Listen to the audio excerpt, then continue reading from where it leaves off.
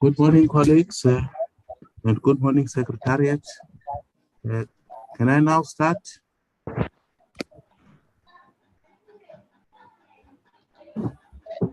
Colleagues, welcome to this session on the city of informality and the informal. It's a session that promises to be quite exciting, where we want to open up the various caveats with respect to dialogues and ongoing conversations around how informality is playing out in our cities, what shapes and what motivates informality, and how does informality assist in building back into our economy, into our cities, and what are those lessons that we can learn, and how can we continue to expand the knowledge realms, as well as our respect to policy making, with respect to planning, but also with respect to perhaps various collaborative and partnership possibilities that we can craft as we seek to make our cities much more inclusive and much more sustainable. My name is Professor James Chapizera. I'm from the University of Venda, Faculty of Science, Engineering and Agriculture, but I'm also an extraordinary professor at the Northwest University in the Department of Urban and Regional Planning. I will be co-chairing this session with Dr. Immaculate Ingwani, who is the head of department at the University of Venda, Department of Urban and Regional Planning. I would hasten and want to indicate that I don't want to take a lot of time from our presenters because we are running a little bit behind time, but I will just indicate that we will take first the 4 presentations before we take a short a break in which we engage with reflections, with questions, with also sharing experiences and practices as a way of continuing the dialogue. The first 4 questions will cover those that actually speak about the experience of informality or the informal at the municipal or very granulated level, and we move to the national, but we also move to the international. So we have a presentation that will be telling us much about informal settlements at the municipal space, which we'll get from colleagues from the University of Pretoria. And then we move to also informality within the transportation sector, where we hear the experiences from eThekwini. We'll then also hear about the importance of inclusive cities from a national perspective, hearing the experience from South Africa. And then we'll also hear an interesting case study on the assessment of the Canadian government housing policies in respect of refugees, a study of Edmonton in Alberta, Canada. So colleagues, with that, may I request that can we have our 4 presentations in that order, starting from the first one by Kosana Chabalala, and we follow that with the one by Dr. Ayobami Popola, and then we'll move to the one by Miss Naledi Kwambela, and then we also have the one by Alalade with the Prof. Chipungo. Over to you, Kosana Chabalala.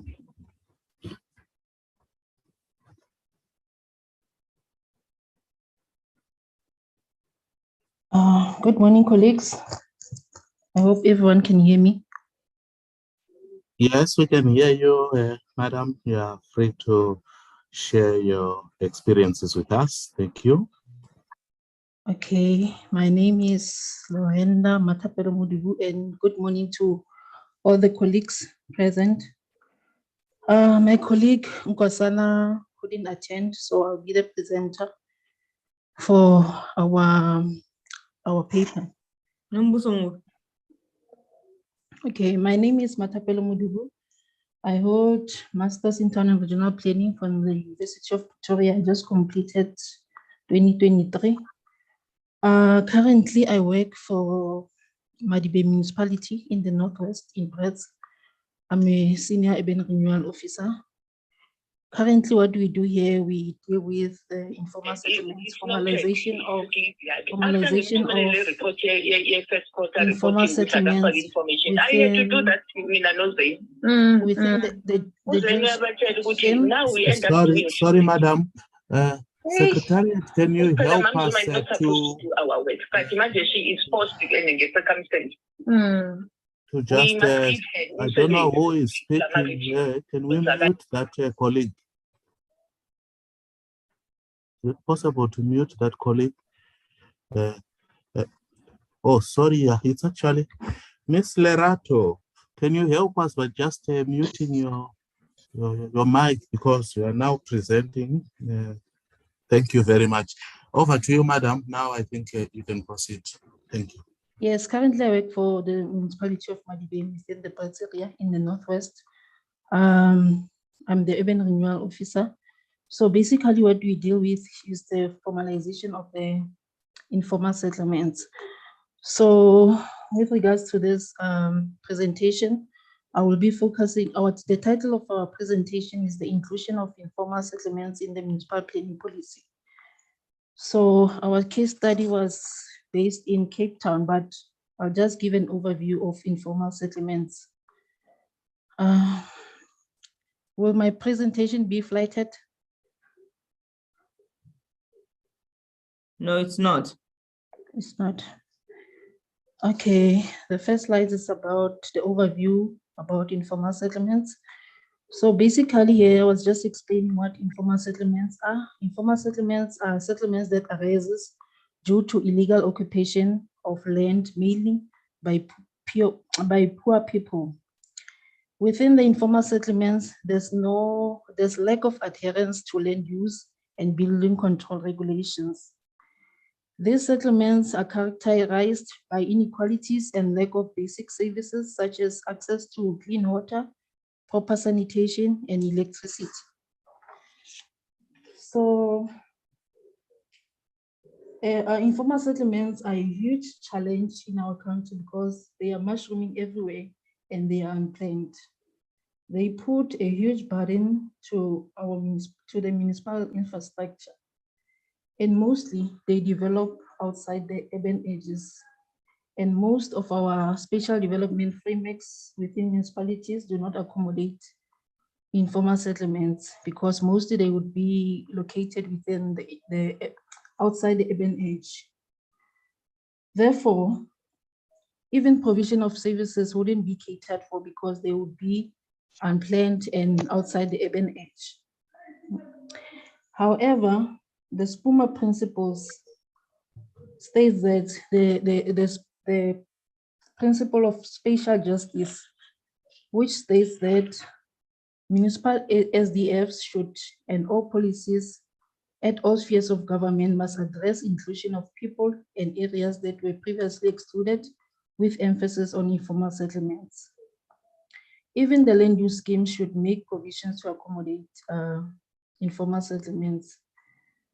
SPLUMA principle, the spatial justice principles, also state that land development procedures must include provisions that accommodate access to secure, tenure, and incremental upgrading of informal settlements. With this said, local government is responsible and must ensure that informal settlements are upgraded and formalized so that people may obtain security of land and have ownership of land. I've also highlighted the national legislation and policies governing informal settlements in South Africa. Firstly is the Constitution of the Republic of South Africa, and Section 26 of the states that every citizen has a right to access of adequate housing. And also there's another act, which is the Prevention of Illegal Eviction and Unlawful Occupation of Land Act of 1998, where unlawful land occupiers are granted protection against evictions. Before any evictions can happen, there should be processes that must be followed. Court orders should be obtained before informal settlers can be evicted. And there should be before they can be evicted, they should look at their circumstances, and also if they evict them, they should also ensure that they provide them with alternative land. And also the PI Act gave effect to Section 26 of the Constitution that the court should consider all relevant circumstances before making evictions. Another act is the Housing Act and the Housing Code. The Housing Act 107 of 1999 is the major legislation that deals with housing in South Africa. This act provides for the development of national housing by setting out general principles for housing development in all spheres of government. And Section 2.1, the Housing Act states that all spheres of government must give priority to the needs of the poor in respect of housing development. In terms of this, currently, as I work with the informal settlements, we are getting support from the Department of Human Settlements and also the Housing Development Agency. So we work together to ensure that these informal settlements are formalized. It's a long process because there are many issues within informal settlements. Some of the people staying there might not be able to benefit from the social housing. So it becomes a huge challenge of how can we deal with such people. So another legislation is the upgrading of informal settlements programs, which allows municipalities to apply for funding from provincial government in order for the redevelopment of informal settlements by providing occupiers with infrastructure, security of tenure, as well as access to basic services in a way that is inclusive. It also provides funding for the creation of service stands through the installation of both temporary and permanent municipal engineering services. And then the role of municipalities in informal settlements planning. Local authorities have a sole role to provide basic services to the communities within their area of jurisdiction. Municipalities like City of Cape Town are responsible for provision of water as they provide standpipes for communal use. In terms of provision of proper sanitation, there's a great concern to informal settlements due to lack of infrastructure supply for water disposal and sewage. Provision of toilets is also a main concern because communities are forced to share toilets, which poses a health risk to the residents. In terms of the electricity provision, a lot of informal settlements exist without electricity, whereas some resort to illegal connections, which is also a risk to the residents' life. So the case study was focusing the city of Cape Town. So the city has a policies that deals with informal settlements, including the following: residential electricity reticulation. This policy applies to the reticulation of all residential areas within City of Cape Town, and it supersedes all previous policies and standards in this regard. This policy allows for the reticulation of both formal and informal settlements. And another act that, the bylaw that the city has is the Unlawful Occupation Bylaw of 2021. This bylaw deals with issues pertaining to informal settlements in the city, including unlawful occupation of land, identifying and monitoring land prone to unlawful occupation, as well as the steps to prevent unlawful occupation on identified land, among others. So I had an interview with various stakeholders involved within the informal settlements planning within the city of Cape Town. I spoke to an NGO called Community Organization Resource Center. It is an NGO that is responsible for identifying the needs of people within the informal settlements.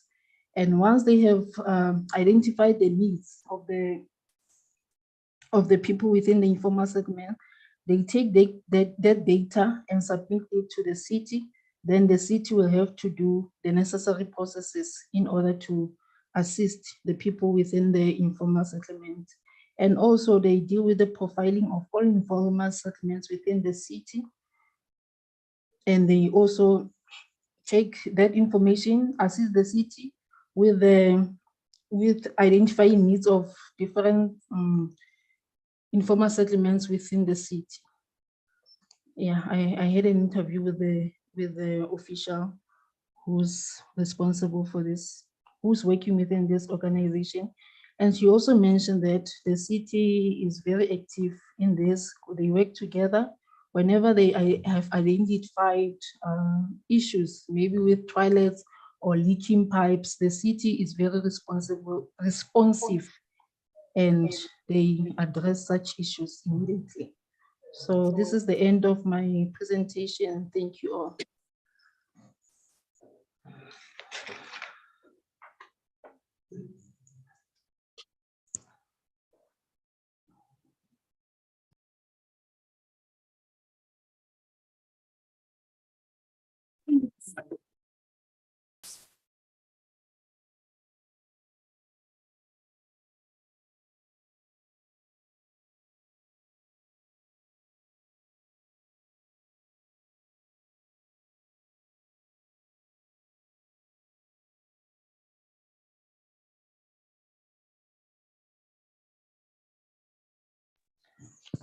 Chair, I'm done with the presentation. We can move. Thank you. Okay. Thank you very much for that presentation, madam. We are excited about it. It was quite revealing. It was also quite insightful. It was also quite interesting how you were able to frame the whole study within the context of national legislation, national policies, and also to highlight how critical departments are able to integrate and co-work in these spaces. They try to co-find innovative solutions to expand opportunities for informality, inclusion, and also how we see the importance of legislation in guiding efforts towards inclusion. That's tomorrow, Prof. Technology and data is tomorrow. I'm responding to that. Sorry, I can't. I'm hearing another. Oh, the YouTube. Yeah, I'm putting that on now. Oh, Sorry. Okay. Now it's okay. Thank you very much for that. Let me not take a lot of time. Dr. Popola, can we allow you to make your presentation so that we don't lose on time? Dr. Popola, are you ready? My colleague, Dr. Sanele, will be presenting. Okay. Dr. Sanele, are you here?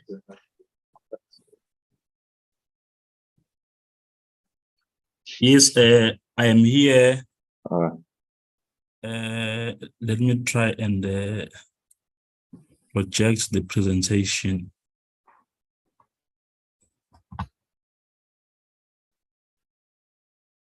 Do I have rights to share screen? Am I given rights to share screen? Yes, you do. Okay. Sorry, okay.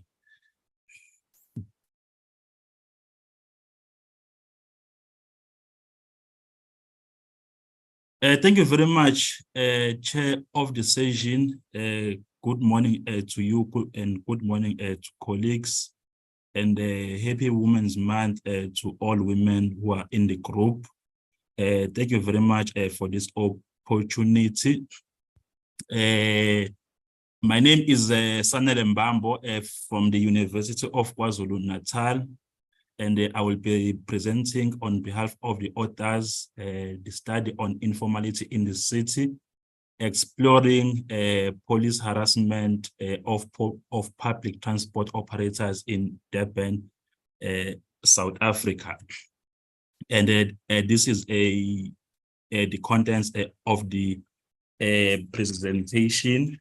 And it is a word noting, Chair, that at the time we are presenting this study, just a week ago, in the city of Cape Town, there were a severe violent protest and the city shut down from the taxi operators in what they claim to be city laws that are harassing them in their operations of the in the public transport sector.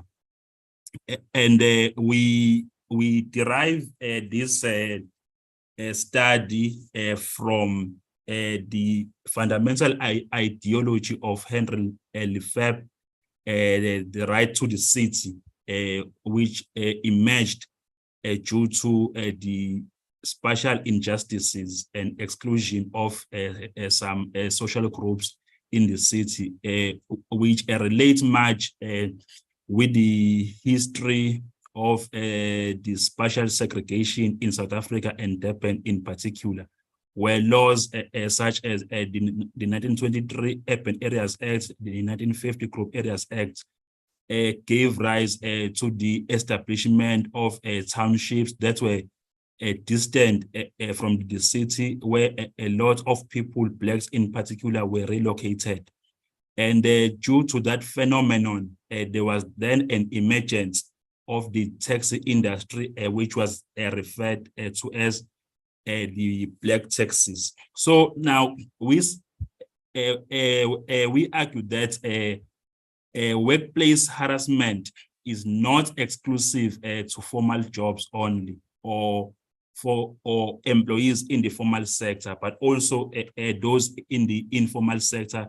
They undergo serious harassment, and the informal transport operators in African cities, they are a good example of occupational groups that are constantly experiencing the workplace kind of harassment.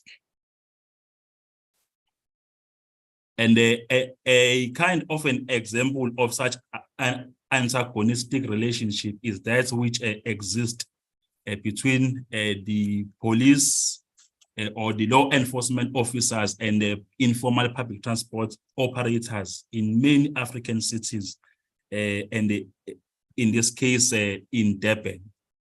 And the International Labour Organization has also recognized that the harassment of the informal of the informal public transport operators by law enforcement agents is a notable, a serious form of a workplace harassment. And we must note that it is a very significant to carry a study of this kind because the informal public transport in South Africa is a major contributor to the gross domestic product. It is a major contributor to job creation. There are about 600,000 jobs that are created by this kind of an industry, and also the survival of some formal sector or of some business in the formal sector. It relies much on the existence of this informal public transport sector. And to give a typical example, there is a Toyota plant that is in Durban that manufactures Toyota vehicles. And that company is a major supplier to the taxi industry in South Africa, and not only in Durban. And also there is a variety of other formal businesses that rely on the existence of the informal public transport sector. And therefore, the aim of this study is to examine police harassment on the operations of informal public transport in Durban.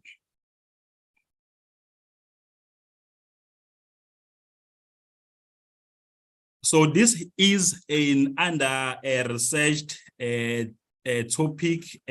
Not much has been written about this phenomenon. Hence, we have used an exploratory approach whereby we extract a qualitative evidence from different stakeholders of the public transport sector in Durban.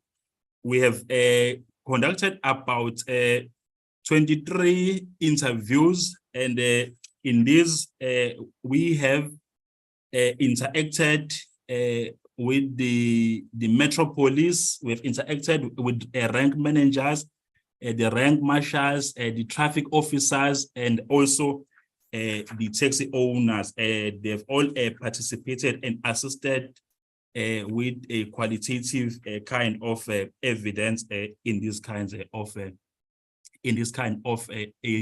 relationship amongst these stakeholders. And we try to define the significant role of these various stakeholders in the informal public transport sector, which include roles such as the rescue activities, transport infrastructure, and road design, public education, the enforcement of laws, and so forth. So, in a part of our findings, we begin by looking at the general perceptions of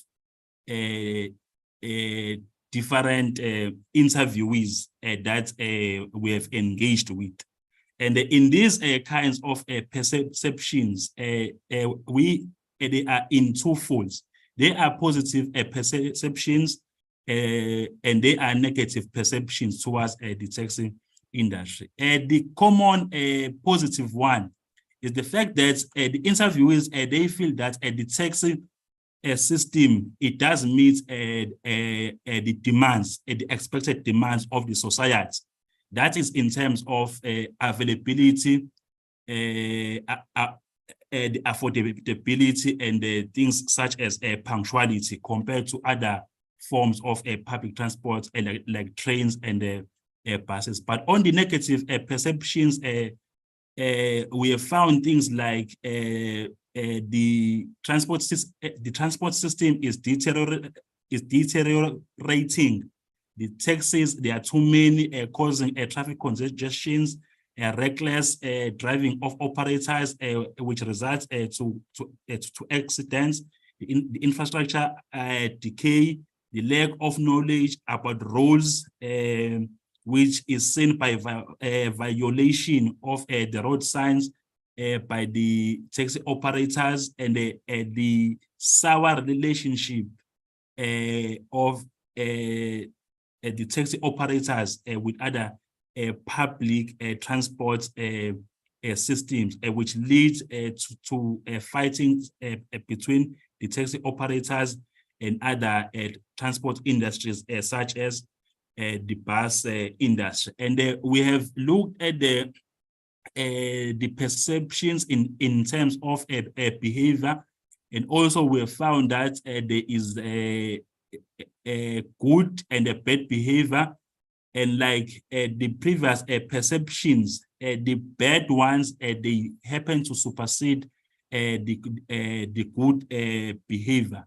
The only good behavior that was noted would be that they would always or commonly be found in possession of their driver's license. But in the bad behavior, it includes the illegal times of operation, poor money consciousness, poor vehicle maintenance, disobedience to traffic rules, and so forth. And these perceptions, they come from the stakeholders that include the traffic police, the owners, and also the organizations that you find in the industry. And we have also used what you call the word frequency query tool to understand the different kinds of behavior that trigger what you call a harassment by the city police towards the taxi drivers. And the most frequently appearing ways, as you can see, are ways such as taxi, driving, stopping anywhere, a road, and warrant, which include or which may refer to the poor state of these taxis, bad driving behavior. These taxis will stop anywhere, and the inconsiderate use of the roads, and also the issue of the warrants by the city police. And some of the respondents, they say that the main ones, as I've said, is just being unruly on the road and rushing people for money, which makes them to drive reckless, per road, cutting lanes, stopping anywhere, and so forth. But also, they have attested that the common thing with them, as this traffic officer was saying, that the common thing with them, meaning the taxi operators, that I hate the most, is that they would leave the bus stop and the stop on the road and near it, obstructing other vehicles on the road. If that says that, I don't have to listen to any stories on that, because they are doing it purposely. You find the driver's assistant going to call someone 10 meters away to ride in their taxis, so because this causes things like obstruction. And also, we have, as part of our findings, we find that harassment happens in two ways. You have one, operators' harassment against the police and the public. And in this type of harassment, we have found that the taxi operators, they would be rude to the police and also the public or the passengers. there will be criminal activities like the reported cases of rape, thefts towards passengers, and also violence to other road users, and some they will issue threats to the police. But in terms of police harassment against the informal public operators, you will find that, or as part of our findings, is that the police, they abuse power, which has been the case in the reasons of what I cited has been happening in the city of Cape Town, where taxi drivers, they felt that police are abusing power on how they treat them, and they would impound their taxes for minor cases and so forth. And also use of insolent words. Police would swear at the drivers, they would demand bribes, and also the wrong issuing of the tickets. So furthermore, as part of the findings, we have looked at the different adaptations that these taxi operators use, so they continue to survive in the midst of harassment. And a part of these adaptations is that the operators, they have grown what you call self-resilience against these kinds of harassment. For example, one respondent says most drivers have adapted to police abuse and they are just numb.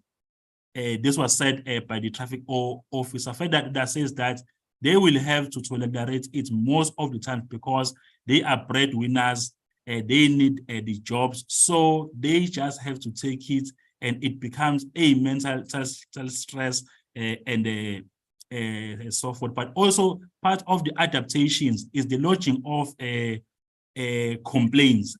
Some they are able to lodge complaints and so forth. But the other fundamental one, which has been the case in many cities, but also in particular the city of Durban, is the strikes or industrial actions or protests, where the taxi operators will decide to go on a city shutdown to protest against the treatment of the police. But most commonly, the giving of bribes has been an adaptation by these operators. And some, they just run away and change the routes. And now we have also tried to look at what do people think can be the solutions in this kind of a situation. So what we have got as proposed is the issue of personal measures, which must be taken by the taxi operators and other stakeholders, which include self-control, the avoidance of chasing offenders, and the showing of compassion. But also the government has got a role to play, like looking at the alternative dispute resolution, the internal monitoring mechanism, and also the use of body cameras. Like, for instance, how the government has intervened in trying to stop the violent protest in the city of Cape Town, whereby a task team was set up that is going to look at the application of these city laws and how the taxi operators can work together with the city. So now we have then have to recommend that the existing human rights laws can be extended to ensure that the rights of all road users are protected, and also look at the existing laws and regulations that safeguard the public transport or that safeguard the public operator well-being and developing of policies and guidelines to address and this kind of harassment. We then conclude that as per this study that the informal public transport operators, they are key to the functioning of the city of Durban. I think this was also highlighted by the presentation of the city manager earlier on. And irrespective of their disruptive behavior and activities, but they are essential to perform an important function to the livelihood and the mobility of the urban residents and the visitors in the city of Durban. And we then say that the issue of harassment, it goes both ways. The transport operators, they are harassed, and while the law and enforcement agents, they are also harassed, and there must be a way to find a solution and create a healthy working relationship amongst these stakeholders. So from this study, we are going to do more work that looks at job satisfaction among transport and the public officials. So thank you very much, Chair. I think I have tried to compress my presentation to save time. And this research is funded by the Volvo Research and Educational Foundation. Thank you very much. Thank you very much, Mr. Sanele Bambo, for that presentation. And thank you for also reading my mind. When you saw that I put on my my mic and also I switched on my video because it was a soft reminder that you should be getting towards concluding, which you then did quite well.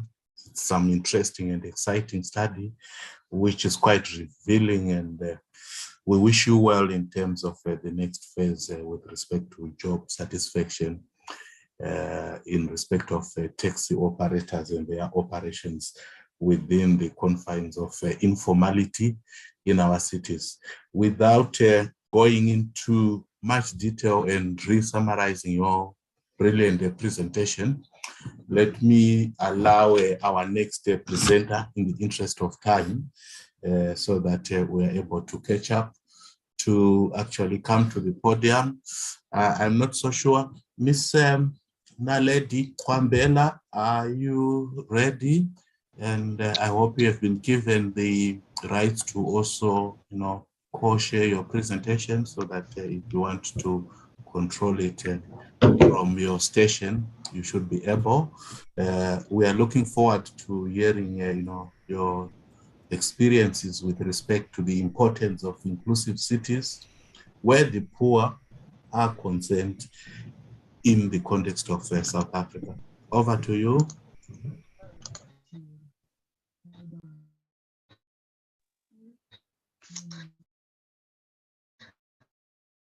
Thank you so much. Good afternoon. I'm not sure if my... We are yet to, I think it's Green still is- loading. Thank you. It's loaded. You can put it on a slideshow, please, if possible. Trying to switch on my camera, but am I audible enough? Yeah, now we are audible. All right, Initially I'm got Naledi breaking Ngwambela, a little bit. Thank you. Okay, sorry about that. Yeah. All right, so my name is Naledi Ngwambela from the Rivonia Circle. I'm from a small NGO that just turned a year this year, and we focus on social research, as well as some economic research. And today, the title of my paper that I'll be presenting is, I'll be focusing on the importance of inclusive cities where the poor are concerned in the South African context. So when you think about inclusive cities, what's the first thing that comes to mind? What is an inclusive city? As you sit wherever you are right now, I'll just give a few pointers and hopefully that will grab your attention and maybe resonate with something that you have also in mind. So the concept of an inclusive city comes from the idea that cities belong to everyone that lives in those cities, whether you're poor or rich, Black or white. Ideally, an inclusive city is one that is considered fair without any prejudice to economic status, race, gender, ethnicity, or even religion. Cities need to make sure that they promote better and easily accessible life to everyone. A good quality of life includes three critical factors. The first one, which is spatial inclusion. This requires really provision of adequate services. Sorry, madam, we can't hear you now. I'm not so sure that I'm the only one who can't hear you. Yeah, now we are back. Thank you. Thank you. Is it fine now? I'm so sorry. I'm in the office, so maybe the network is a bit weak, but we don't have load shedding. So please let me know if you still can't hear me. Is it fine now? Now it's fine. Thank you. You can proceed. Thanks. All right. No, thanks for that. So the three critical factors to an inclusive cities, the first one would be spatial inclusion. Spatial inclusion, especially considering how South Africa is built, as well as our past in terms of the apartheid legacy. Spatial inclusion really requires the provision of adequate services, as well as needs such as adequate housing, sanitation, as well as adequate transportation infrastructure. This will help people to really move around the city easily for work or entrepreneurship purposes, to be able to try to make their lives worth living. The second one is social inclusion. Inclusive cities really need to serve to provide assurance as well as guarantee of equal rights, as well as participation regardless of social status, race, or even gender. This also includes the poor and marginalized in South Africa, because in many cases, these are groups that are often left behind in terms of development, as well as in terms of development for infrastructure and the economy overall. And then the last critical factor is economic inclusion. This inclusive cities really need to provide economic opportunities that will allow people the opportunity to access and participate fully in the economy, and this includes working or being able to access entrepreneurship opportunities to be able to better their lives as well as their families. All right, so inequality in South Africa, we all know that South Africa is one of the most unequal countries in the world, ranking number 1 out of 164 countries. And race has undoubtedly played a contributing factor, considering the apartheid legacy and the after effects that we are still grappling with right now, which really says that at least 10% of the population still owns more than 80% of the wealth. And that was stated by the World Bank in one of their reports last year. The legacy of apartheid has unfortunately impacted education and the labor market in South Africa, which continues to reinforce high levels of inequality plaguing the country, which impacts significantly on our socio-economic development. So poor people and marginalized groups really still have it hard to progress in life. And in most cases, people who are living in rural areas really come to the cities to try and make a better impact in their own lives, but they still struggle because of how special planning has been created in the apartheid legacy, which we are still facing right now in South Africa. I'm going to provide a picture, which I'll discuss at a later stage. South Africa's unemployment rate has been persistently higher post-2016, reaching a peak of 7.9 million unemployed people in Q4 of 2022. While unemployment is so stubbornly high, so are the levels of poverty in South Africa. And one of the many reasons people living in rural areas often move to cities is for better standards of living, which has impacted significantly on urbanization, as well as poor capacity for housing development, especially for the poor in South Africa. So South Africa has, well, the government has really been trying to address the issue of housing shortages, and has come up with different programs to try and accommodate people who are poor through RDPs, but also people who are middle class, who are working, but who don't really qualify to get bonds, you know. So, but we're still lagging in terms of that. And that also escalates the issue of inequality and how people are able to develop themselves economically as well as socially. Many poor people in South Africa living in urban areas where there is a great need to develop inclusive cities continue to be disadvantaged, especially where urban planning is concerned, as majority of these groups stay in informal settlements as well as slums.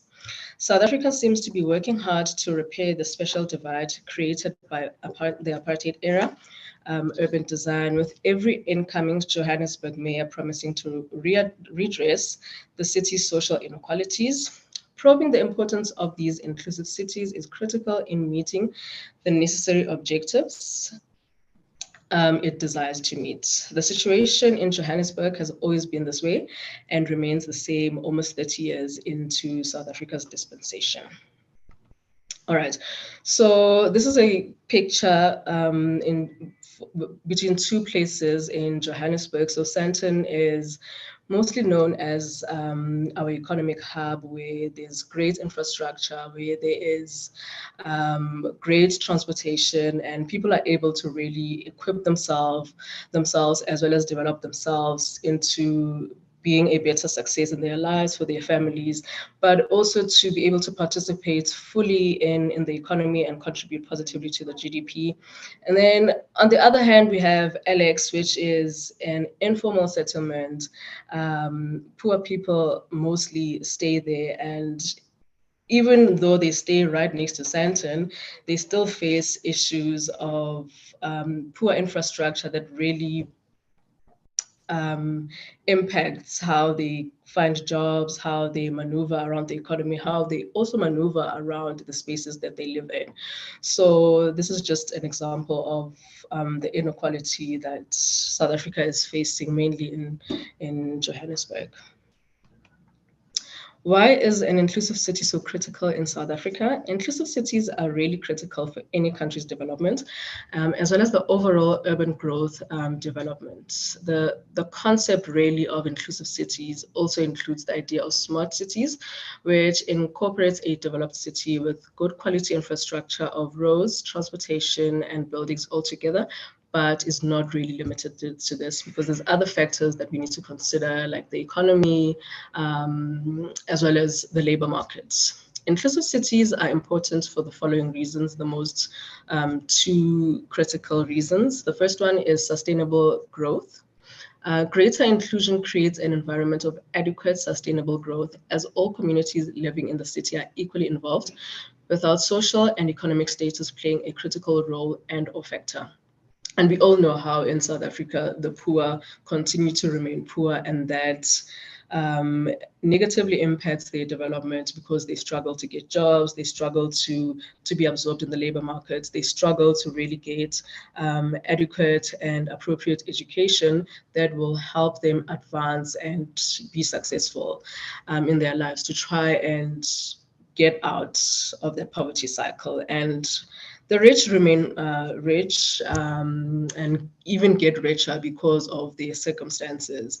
When you look at kids who, for example, grow up in a more private school situation, they're able to get better access to jobs, better access to opportunities that will continue the legacy of being rich or being able to build themselves.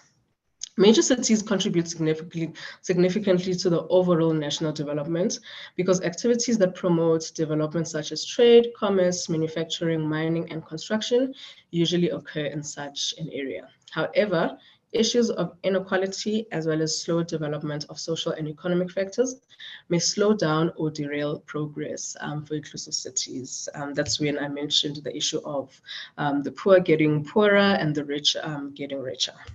The second factor that we need to take into consideration in the importance of why we need an inclusive city in South Africa is because it promotes unity to improve the different cities that we have.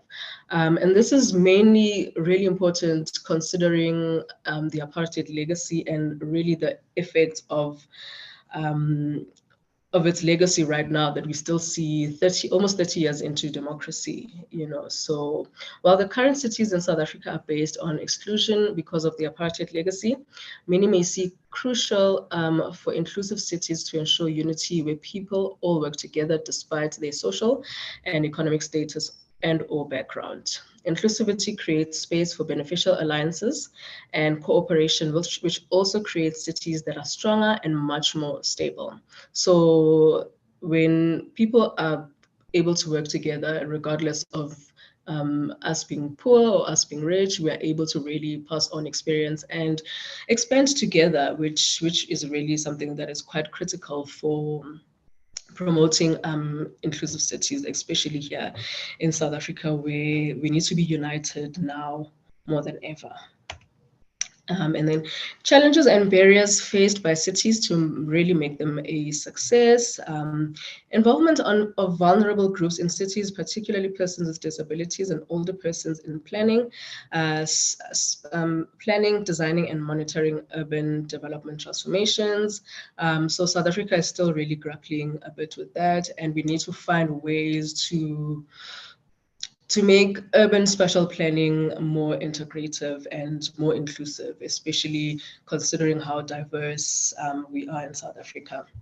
Specific indicators to be used in the design of urban planning policies and strategies that can measure and monitor inclusion. This also goes back to spatial urban planning. It's important for policymakers to be able to be fully involved and fully aware of our different surroundings in South Africa and really create policies that advance people's economic status as well as the social status, because people need to be absorbed in the labor market to be able to further grow themselves and be successful, to depend less on the government as well as grants. Interagency coordination at the local and national level on inclusion, accessibility, as well as human rights, leading siloed strategies and implementation activities on inclusion. So there is a need for policymakers as well as what's happening on the ground. They need to be integrated, which is something that's a bit lacking. So I'm hoping after this entire conference, we'll be able to do that. Number 4, awareness and understanding by policymakers, urban planners, service providers, and designers on the social, economic, and innovation benefits of inclusion and accessibility for inclusive urban development, as well as the tools available to support inclusive urban development strategies. That's what I referred to in terms of being able to have policymakers that will really integrate issues of people on the ground and how we can make policies more inclusive in terms of spatial urban planning. There's a lack of common understanding of accessibility and universal design, including standards and definition. Number 6, knowledge and training for students and professionals on how to build accessible cities.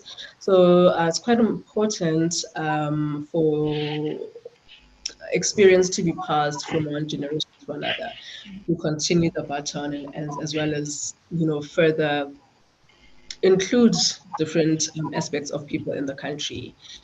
Inclusive and participatory budgets and financing mechanisms to implement inclusive urban development policies as well as strategies. And this is where investment in technology as well as research development comes in, because we really need to understand how the world is changing, how the population is changing. We have urbanization now. We also have issues of climate change. So there is a need to really take up the budget and really invest in such issues, to also try and include international best practices to really see what's also going on around the world and what is it that we as South Africa we can take to also include in some of our strategies, our policies. Yeah. Thank you. I think that's the end of my presentation. I do think we have potential to really have inclusive cities in South Africa.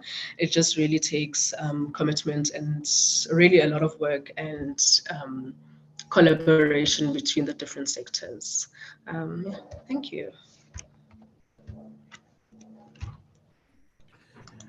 Thank you very much, Madam, for that presentation and for also ending on the positive note, like what Prof.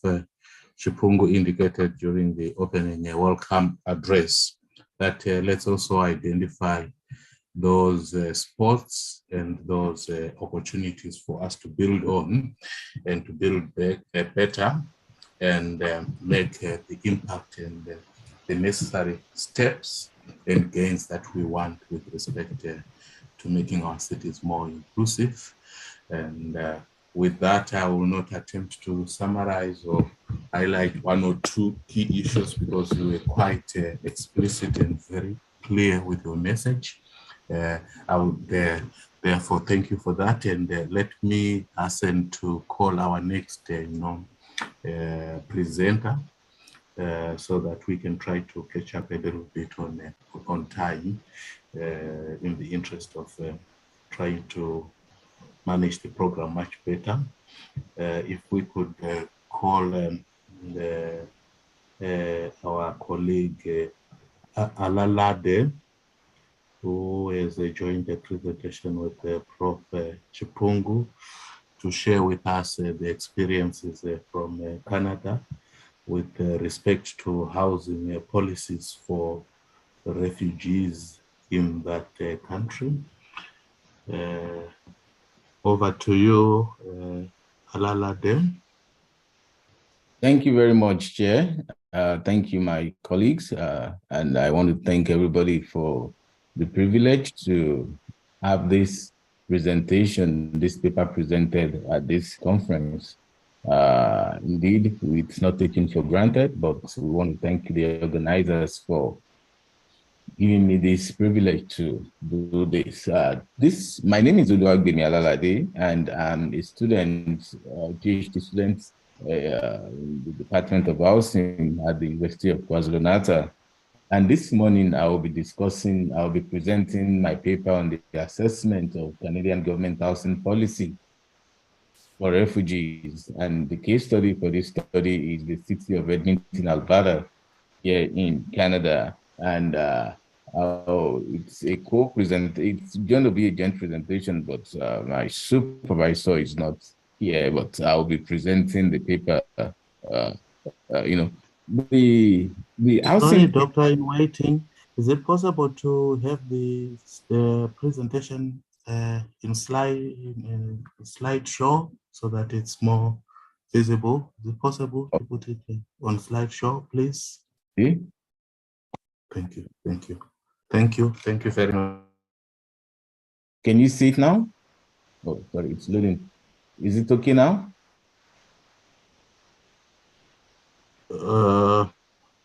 Just perhaps move it. Yeah, now it's perfect, my good sir. Perfect. Okay. Thank you. Kanya Burns has left the meeting. Ayobami Popula has left the meeting. So this morning, like I said, I'm presenting a paper on the assessment of Canadian government housing policy for refugees, and the case study is Edmonton, Alberta. As we know, the housing crisis among refugees is a significant humanitarian concern, prompting governments worldwide to devise and implement effective policies to address this issue.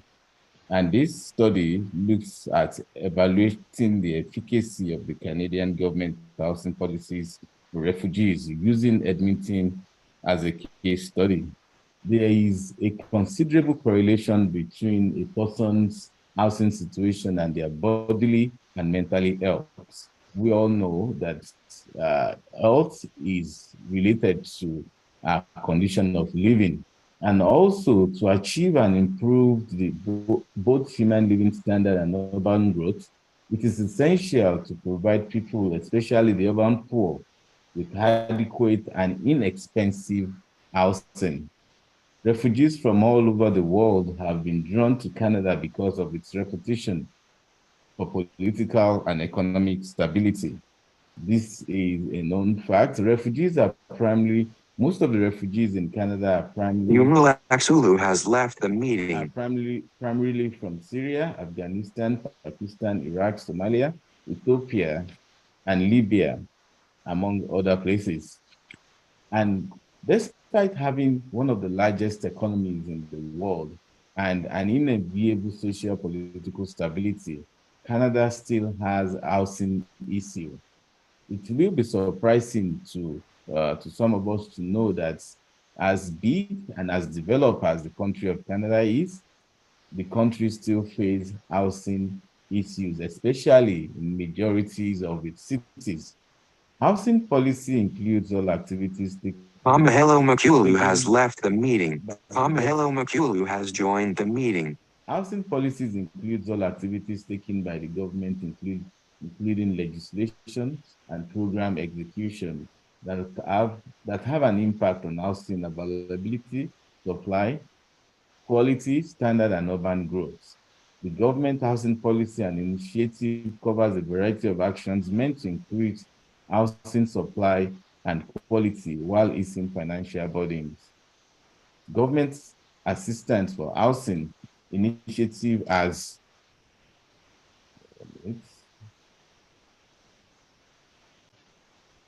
Government assistance for housing initiative has manifested over time a variety of ways, such as subsidies and loans given to developers and private persons. The government, in doing this, is trying to create a scenario where housing will be affordable for everybody in Canada. But despite all these efforts, it is still not sufficient to cover, especially the refugee population that we have in Canada. For this study, we examined the consensus theory of homelessness to fully understand how this relates to refugee housing. Housing includes topics like housing policies, housing provision, housing organization, housing choice, mobility, housing tenures, uses and means of housing, and also housing disparities. The theory of consensus is Rudy Hillerman has left the meeting. The theory of consensus is dependent on the root causes of homelessness. The consensus approach holds that three interconnected factors, which are individual characteristics, availability of informal support, and access to legal aid. All these contribute to homelessness. Homelessness can be prevented if one of these three factors is negative. But if two are bad, there's likelihood of homelessness. There's likelihood that homelessness is going to increase even among refugees. And Rudy Hillerman has joined the meeting. If the three factors are negative, that means homelessness is unavoidable. The objective of this study is to assess the Canadian government housing policies for refugees, and most especially to look into the case of Edmonton. This study is significant because of the following reasons. It identifies the Canadian government housing policies that are available. It examines the Canadian government housing policy that are specific to Edmonton, and it examines the problems associated with government housing policy in Edmonton as it relates to refugees. Also, it identifies the solutions in reducing the problems of the associated with the government that are associated with the government policy in Edmonton as it relates to refugees. In the course of the study, the following findings were detected. The Canadian government's housing policies that is available. Housing policy in Canada is a collaborative effort across its 3 tiers of government, leading to the absence of cohesive nationwide approach. This decentralized approach to housing policy has a notable influence on homelessness. Canada lacks such comprehensive framework. Canada has formulated a housing provision strategy called the National Housing Strategy. As against having a national housing policy, what we have in Canada is the National Housing Strategy. And this strategy has earmarked the sum of 82 billion with the aim of fostering resilient community and facilitating widespread access to secure and reasonably priced housing for Canadians across the entire country. The research method that was used at this, a preliminary investigation was initiated. Perspective and prevailing thoughts of stakeholders in housing policy and the provision of comfortable housing for refugees in Edmonton were sought. A semi-structured outline telephone questionnaire was also used during this study. The primary data collection occurred within Edmonton area, which facilitated a semi-structured questionnaire that is meticulously reviewed by housing research experts. This comprehensive approach enables us to gain a multifaceted understanding of the challenges and opportunities associated with refugees accommodation in the context of governmental policy. And the core principles of the National Housing Strategy are these: cultivating livable communities that enable families to thrive, offering an environment where children can learn, grow, and where parents can have the stability and opportunities requisite for success. Also, progressing towards securing the right to housing, eradicating instances where individuals are denied housing due to factors like gender, religion, or background. We tend to understand that many refugees are being sidetracked and not given the privilege to right housing because of certain factors, which some of them includes gender, their religion, and also their race and their background. Also, establishing clear benchmark and providing transparent progress reports to keep Canadian populace informed of the achievements made under this plan, as well as identifying areas that still require attention. Also, pioneering in innovative... Zoom McCarthy has left the meeting. Also pioneering in innovative research, housing research, data collection and demonstration projects to bridge knowledge gap, disseminate exemplary ideas, and shape the trajectory of housing policies in Canada. Actively seeking input from marginalized voice and individuals who possess personal experience with housing instability. Embracing a comprehensive whole-of-government approach that harmonizes housing initiative with other crucial objectives such as employment generation, enhanced healthcare, education accessibility, and the prevention of violence against women, which is very, very important. Here also, as part of our findings, the Canadian government's housing policy as it relates to housing strategy and policies as it relates to Edmonton, which is a case study, we find out that government there's government-assisted housing. The government-assisted, the government collaborates with local organizations and housing providers to enable suitable accommodations are available, to enable that suitable accommodations are available for refugees in the city. Also, private sponsorship. Edmonton allows for sponsorship of refugees by private persons and institutions. This sponsor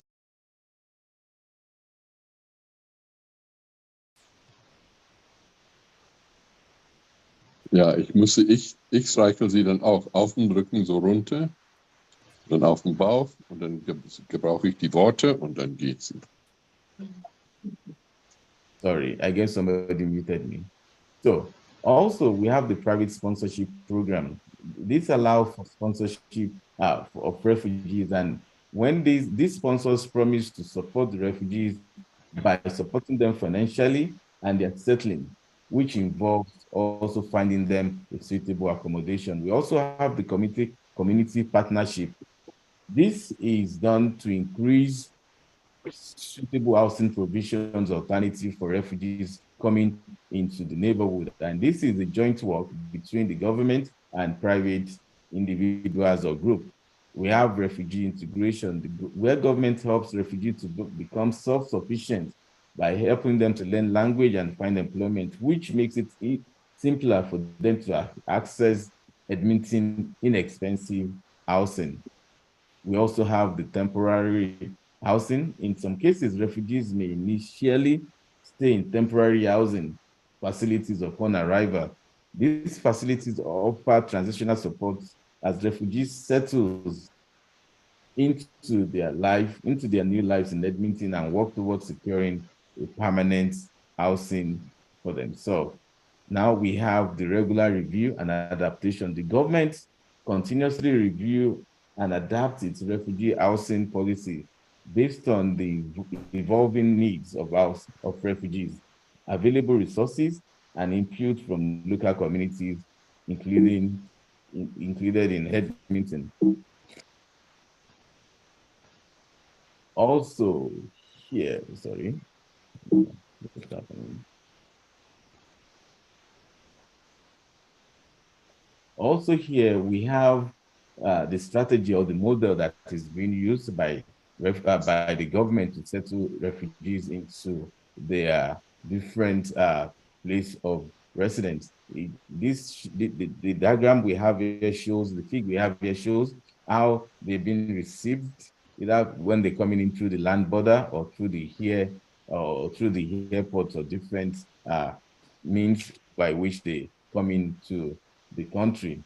There are so many problems that are associated with these policies and strategies that we have: availability of affordable housing, language barrier discrimination, access to support services. And with all this, we concluded that the assessment of Canadian government housing policy for refugees, posting on the case of Edmonton, Alberta, reveals both commendable efforts and areas of improvement. The government's commitment to providing refugees with safe and comfortable housing is evident, with programs such as government-assisted housing, private sponsorship, and community partnership.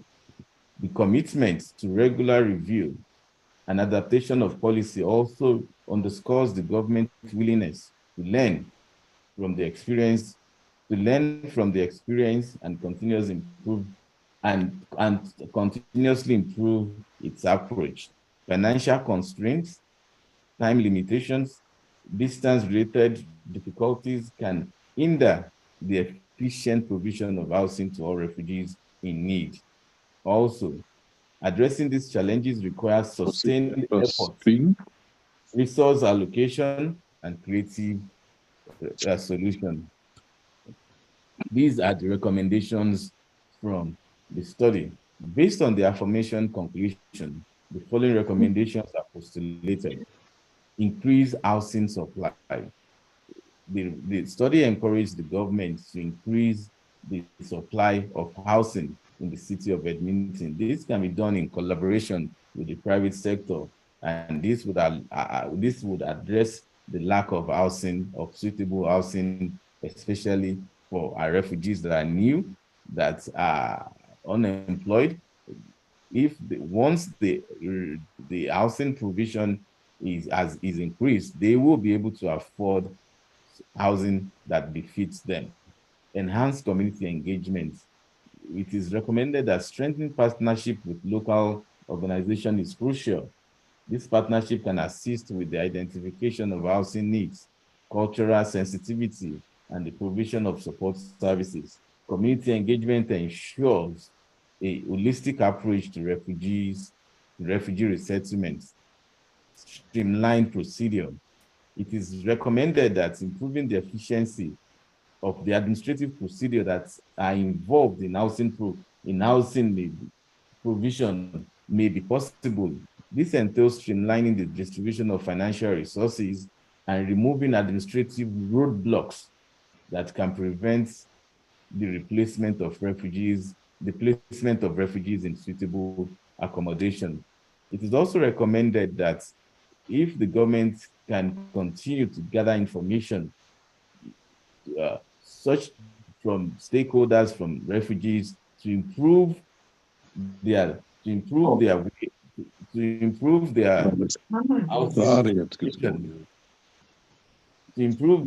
situation. This will go a long way to help in the provision of housing to refugees within the city of Edmonton. And also the government should remove the regional disparity and also have a long-term support for refugees, not just the short one that only takes care of their need for 1 year, but also they should. Lorenva Modubu to everyone. Can we please ensure we are muted if not presenting? Namku Kalishwayo has joined the meeting. Such that we can have a more robust policy that would help refugees in their settlement in Canada. Thank you very much for allowing me to do this presentation. Thank you. Over to you, the chair. Thank you very much, Mr. Alalade, for that very interesting case study from the north, in which you highlighted to us the peculiar situation and context to housing provision. Have stopped screen share. It was quite interesting, and we were able to even draw parallels with what also happens in developing countries, and in particular, for example, in South Africa. And what was also very interesting is where you highlighted the common constraints, such as financial constraints, which we can always find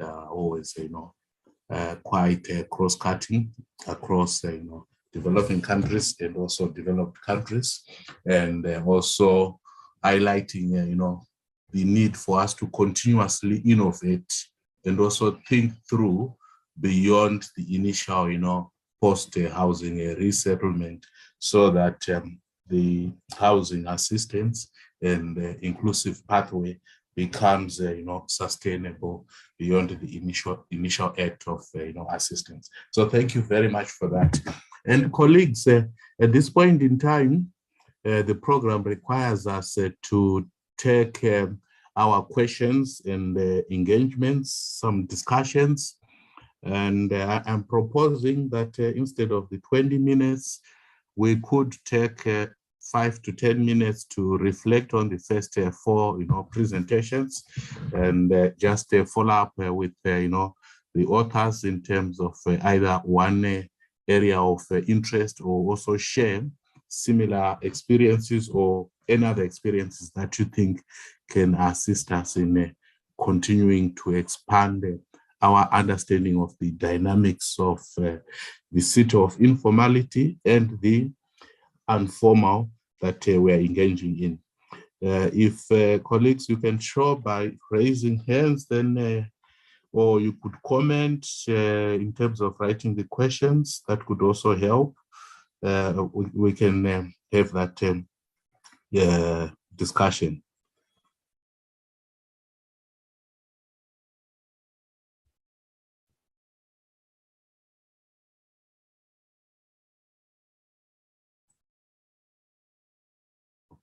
I think on my side, I can't see any form of, hands or questions for now, but I know they are there. I would suggest, in the interest of trying to catch up with time, we can move on to the second leg of, our presentations, where we also have 4 presentations. And the logic being that we might have colleagues who have actually committed other engagements starting from 2, and we would want to ensure that we could hear as much as we can from our esteemed colleagues before that time. So with that kind of proposal, which I trust you are all endorsing, in the interest of covering the program within the original planned time, may I take this opportunity to highlight that we have had some very interesting case studies and some very interesting work that is going on in terms of inclusion of informal settlements from the municipal level, with specific reference to Cape Town that we got from South Africa, which were actually highlighting the importance of legislation framing the action space, and also how municipalities further innovate and collaborate with stakeholders, and also with other specific state agencies to advance the cause of housing from an inclusive and expanded perspective, which was quite important. We also had this interesting, playing out of the dynamics of harassment within the informal, public transport systems, with specific reference to, eThekwini, and how, for example, harassment is not only confined to only the public transport operators, but also is reverse, affected and impacted also on even the law agencies, although they are also seen as perpetrators from another perspective. But the critical conclusion was that it is important to find a balance between these different forms of, power, from the state power to the non-state power, and how they could work better to create a much more, inclusive public transport, informal or formalized, transport operation system. We also have the case of the need to advance the importance of inclusive cities and, by extension, regions in South Africa, and how the barriers that are there and challenges should be overcome and used as tools and opportunities for further, reinventing the way in which we understand the spatiality and how the spatial areas are transforming and changing, with the key issues being raised around whether the speed of spatial transformation is occurring at a rate that we would want to be commensurate to our expectations. And of course, finally, we had from Alade around the kind of strategies and resource provisions that the Canadian government has provided in respect of responding to housing needs for refugees. With that summary, we will move to the next set of presentations, where we'll get again 4 presentations that start to also expand and further deepen on the whole theme of the city of informality, or the informalities in the city. And the first one will be presented by Dr. Taruza, who will tell us about the need for us perhaps to march towards much more inclusive cities, and will share some exciting insights with respect to sustainable community development in addressing informal settlements, making use of the Gauteng city region in South Africa. From there, we'll then move from South Africa and go up to Kenya, where we have Ms. Kenya sharing some interesting issues in terms of inequality in access to water in informal settlements of Nairobi. Quite some interesting work there.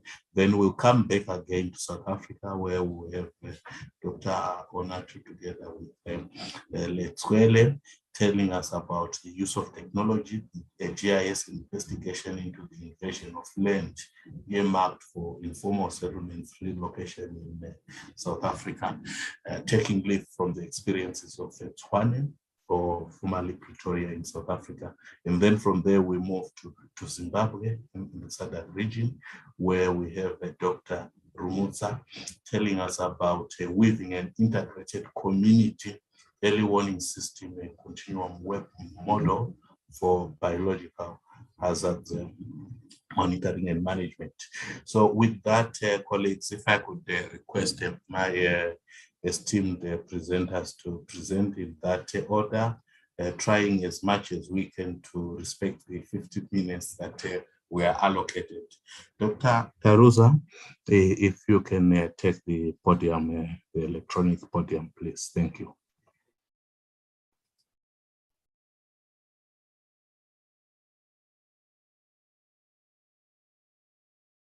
Good afternoon, everyone. My name is Takudzwa Taruza. I'm from the Northwest University. Today, I'm going to be presenting on a topic that I've titled Towards Inclusive Cities, Sustainable Community Development in Addressing Informal Settlements within the Gauteng City region. This just emanates from the challenge that we've had generally in the developing world, where you realize that informal settlements are a major planning challenge. If you look at South Africa, approximately, as of 2016, approximately 2.2 million households were residing in 2,100 informal settlements. So you realize that this is actually a big challenge for South Africa. So when we speak of inclusive cities, we are saying everyone counts. So by saying everyone counts, it means that we are saying, however we develop cities, we should make sure that every inhabitant of a city, every citizen should be included spatially, socially, and economically. So when you look at what we're saying by inclusive cities, we're saying we are appreciating actually the right to the city, where we're saying, despite circumstances, or despite our perceptions of the inhabitants of informal settlement or the phenomenon of informal settlements itself, they also have a right to the city. They also have a right to build the city. They also have a right to participate in the city. They also have a right to access housing, basic services, and amenities and infrastructure. They also have a right to equal access to all these things, a right to participate in city development issues. They also have a right to enjoy economic opportunities, employment, and anything that pertains to economic growth. So I've realized that for us to be able to work towards inclusive cities and incorporating the inhabitants, the households, and the all communities from informal settlements, we need to work towards sustainable community development.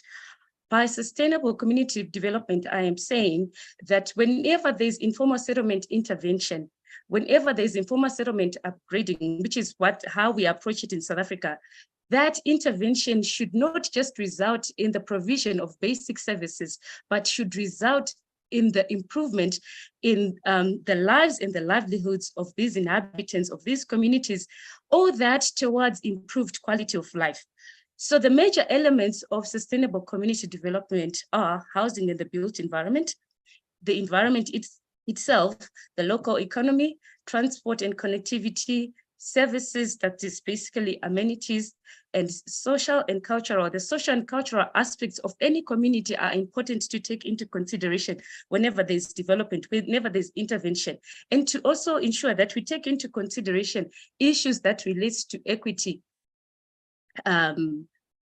mainly speaking on gender, and also considering that this is a marginalized group of people, the inhabitants of informal settlements themselves, and also taking into consideration the social capital that is within those informal settlements. I'll speak on these a bit more in detail later, but let us look at the Gauteng City region, which I've chosen to be the case study for me to understand, or rather to assess South Africa's intervention in informal settlements, to see as far as since, going back to 1994 to where we are, a couple of policies and legislation have been enacted to address informal settlements, with the main policy being the National Housing Code that has got an aspect that is called the Informal Settlement Upgrading Program.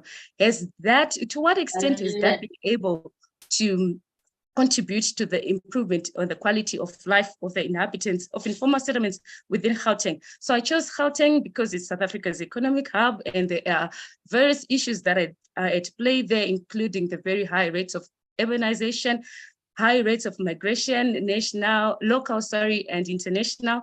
Also looking at the high prevalence of informal settlements within that province. Actually, within that, it goes beyond the Gauteng province, but so within that boundary. And then I also realized that it would be good to understand how different municipalities approach this. So hence the use of the Gauteng City region, where we've got metropolitan municipalities and local municipalities. This would just help us understand which level of government should we really focus on when we speak of informal settlement upgrading. The local municipalities, the responsibility is with the province, and for metropolitan municipalities, the responsibility is with the metropolitan municipality itself. So for this study, I chose one metropolitan municipality and one local municipality. And then I also chose 2 informal settlements per municipality. So in total, it's actually 4 informal settlements. And then the other approach that I used was to also look at the policies and legislation that relate to informal settlement upgrading, looking at stuff like the Constitution, SPLUMA, the National Housing Act, and any other related policy and legislation. I also carried out key informal interviews with the ward councillors, with the technical functionaries within municipalities, with consultants that have been involved in addressing informal settlements, so carried out community visits, and GIS analysis and mapping, where we're just putting layers together to assess all the issues that we've been discussing about. And then I also decided to look into international case studies in Egypt and in Morocco to see if, for any reason, they approach informal settlement upgrading in a different way that could possibly result in sustainable community development.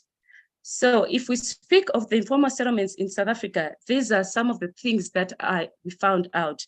You see that the middle row of these pictures that I've put here somewhat gives us a different perspective of informal settlements, where generally we think that informal settlements are generally negative. But if you look at the middle row, you realize that there's some structure that goes about within the settlements. And if you also look at this very long picture to your right, you will realize that though this is actually a hazardous scenario, but there is a bit of innovation, not a bit, but actually a lot of innovation within the inhabitants of informal settlements. If you looked at the left, you actually see some of the challenges and some of the phenomena that has to do with, that relates, to informal settlements, such as local economic development through the selling of vegetables and other businesses that are related to this particular settlement. So I realized that in order for us to appreciate all that goes on in informal settlements, we need to be able to come up with a measurement tool. This measurement tool would help us to understand if all this intervention that we're doing is leading to sustainable community development. But to my knowledge, there is not such a measurement tool. So I decided to put together various indicators based on the principles of sustainable community development, based on the principles of informal settlement upgrading, based on the principles of quality of life, And I grouped them into 3 categories. The first category being, if you look at the 4th column, I've labeled all these ones capital. There is something good about these informal settlements. So I aligned this with the different aspects of sustainable community development, the different elements. And then I took all those 4 informal settlements under study where the capital was considered to be high, you see there's a 5. And where the capital is considered to be low, you see that it's a 1. And then I also looked at, sorry, I couldn't list all aspects because then this will be a very long presentation. But then I also decided to look at aspects of those informal settlements that we would consider to be vulnerabilities, which is one thing that we are mostly aware of and familiar with. So where the vulnerability is high, we put the value of 5. And where the vulnerability to that particular aspect is low, we put the value of 1. The same applies to hazards such as dolomite, flooding, fires, which are very prominent in informal settlements, and crime. The same principle applies that where it is high, I put the value of 5. And where it is low, we put the value of 1. All this working towards the formulation of a sustainable community index. This sustainable community index was based on a formula that I came up with where we say, I'm sorry, I'm not going to display that formula here, but the idea was just that where we say we divide the capital, the total of the capitals, we divide all that is good about informal settlements by the hazard and the vulnerabilities. All that took me to this sustainable community index, where we look at all these 4 informal settlements. On the first row, that's the list of the informal settlements I was looking at. If I calculate all of them based on the value of 5, I realized that the second row, speaking of columns, the total of the capitals means there is a little bit of sustainability if we speak of capitals in informal settlements within the Gauteng city region. And then if you look at the vulnerabilities, it means there is low sustainability, which essentially means high vulnerability. And if we look at the hazard, generally, there is very high risk to this, not risk, sorry, they are very vulnerable to these hazards a lot. It is very high, which also indicates that there is low sustainability. At the end of the day, I compiled that sustainable community index, which is on the very last row. What this told me is that all the informal settlements that I looked at in their current state, pardon me for not saying earlier, these 4 informal settlements were based on 2 settlements that already are going through the process of relocation and in situ upgrading. And then the other 2 are going through the process of, one is the 2 are going through relocation and are going through in situ upgrading or eventual in situ upgrading. And the other ones are going through a process where they're being provided with interim services or they're eventually going to be relocated. So despite the category of informal settlement upgrading, despite being upgraded in situ, despite being identified for eventual relocation, the situation at this point, the government having intervened to the point that we are at now, it seems there's actually very low sustainability in these informal settlements. So at the end of the day, I came up with a matrix that also relates to all those 5 aspects of sustainable community development. Though the first set of 3 rows, I was speaking of just ensuring that we promote sustainable community development in informal settlement upgrading. We identify the key intervention area and how that applies to South Africa in general, how that applies to the Gauteng province, and how that applies to the municipalities under study and the specific informal settlements themselves, and then identified the implementation responsibility, be it a government institution, be it the communities themselves. So at the end of the day, I made up this matrix, and the key message that we just want to go home with is, in order for us to realize inclusive cities, it is essential to work towards sustainable community development in informal settlement upgrading.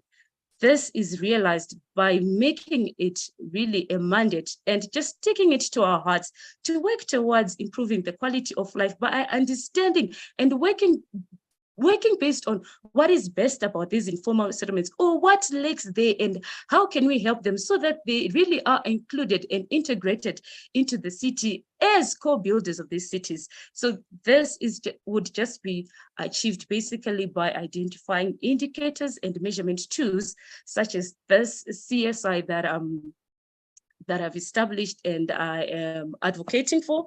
And this would be supported by the review of the policies and legislation, such as one that is on my heart is the PI Act, which speaks of protecting where they are not allowed to be, where informal settlement inhabitants are not allowed to be evicted.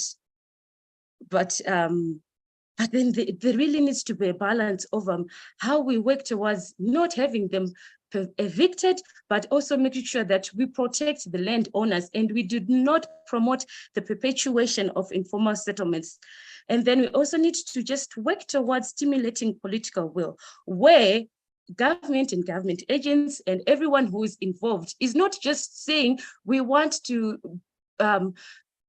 upgrade 400,000 informal settlements, and that's just about it. And we work towards the goal of just reaching that by providing housing. Let us just work on understanding all the dynamics of informal settlements and working towards just improving the quality of life.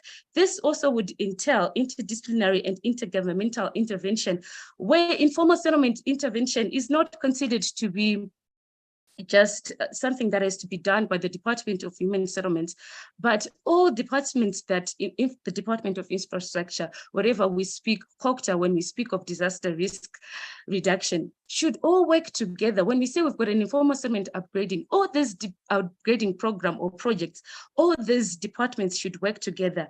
And the last thing that is very essential is someone just needs to make sure that there is availability of data as relates to informal settlements. Even if we want to come up with indicators, even if we want to come up with an index, it's quite a challenge when there is no data for such, when there are no statistics on the communities and the households and stuff like that. And we also need to ensure that, especially as pertains to ward councillors or anyone that is identified to represent informal settlements, should be accountable. Whatever they do, there should be accountabilities. When funds go into municipalities and we say this is for informal settlement upgrading, there should be a way of ensuring accountability so that everyone just does whatever they are assigned to do. Thank you very much. This is the end of my presentation.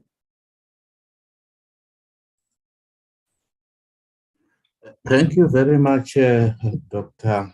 Tarosa, for that presentation, and congratulations on actually developing a functional and quite a robust sustainable community index, measurement tool that you actually piloted, and you have used it, and it's confirming what we are seeing on the ground.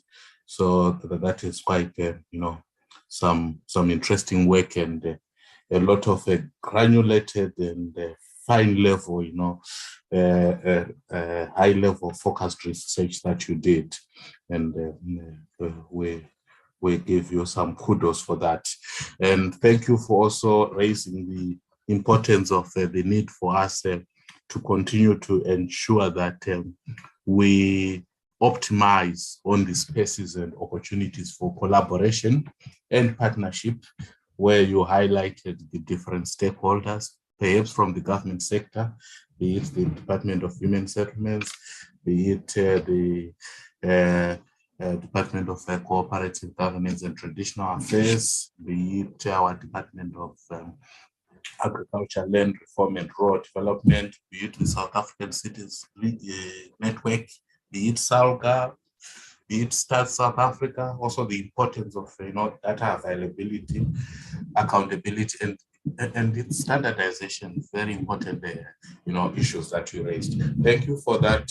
Let me not try to re-summarize your brilliant work, because I can't do it better than you. You are the author, you can do it, and you did it very well. With that, and also thank you for, I think, sticking to time, which really helps us in a big way. In the interest of time, we now move from South Africa to Kenya, where we have our colleagues from the University of Nairobi sharing with us their exciting work around inequality in access to water in informal settlements of Nairobi. I hope we have either or all, Miss Dinah Kenya or O.A. Kakumo or Luke Obala. I'm not so sure who's presenting, but any one of you, you are free to have the online platform if you've managed to connect.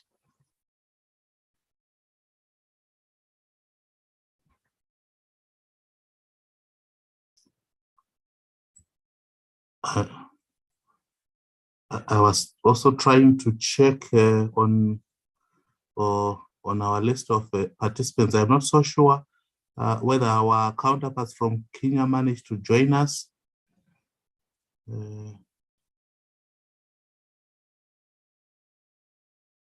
Kate, can you help me with that? Okay, in the meantime, as we are just trying to establish where our colleagues from Kenya are, can I just check whether is Letswele with us, or Dr. Onatu himself?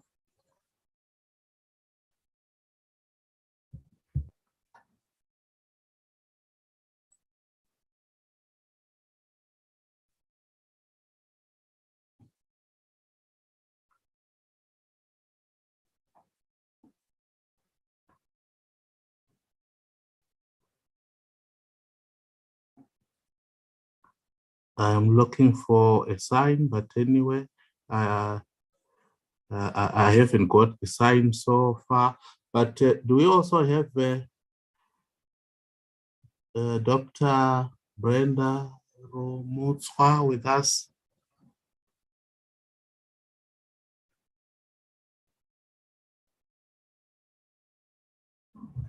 Okay, colleagues, I think I'm not seeing some of our colleagues. Perhaps they will join at their exact designated, time. But in the meantime, what we could then do is to actually open the session for engagements, questions, sharing of experiences. Perhaps we could start with some questions that are written on our meeting chat. I don't know, Chifiwa Mdau, are you still with us? Like perhaps you can actually, present or field your question yourself, because sometimes you do it better than if I try to do it on your behalf.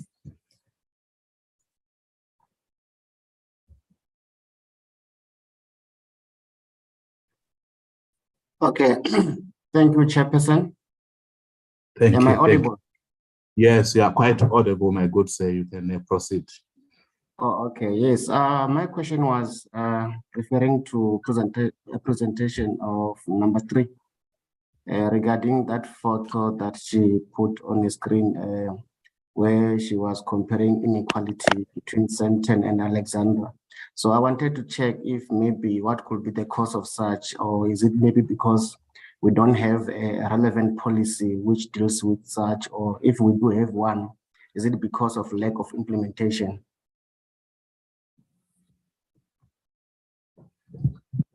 Thank you very much. And that question is directed to Miss Naledi. Miss Naledi, are you still with us? I'm still here. Can you hear me? Wonderful. Can you help us with that observation? I think it's a matter of implementation because we do have policies in place.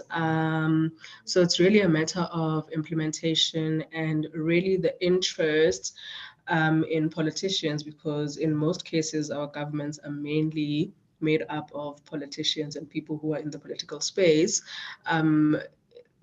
The willingness to really implement policies plays a critical factor, and that's where we are lagging a bit, but also the intense implementation of monitoring and evaluation, because we do have policies, but we don't really have an accurate way to monitor as well as evaluate if our policies are working. If you'll find we have a housing policy that's 10 years, that was implemented 10 years ago, but where we were 10 years ago and where we are now, there's been some changes that have happened. We have urbanization that's really taking center stage, and it's really kind of crippling cities in terms of development, as well as having adequate services and infrastructure.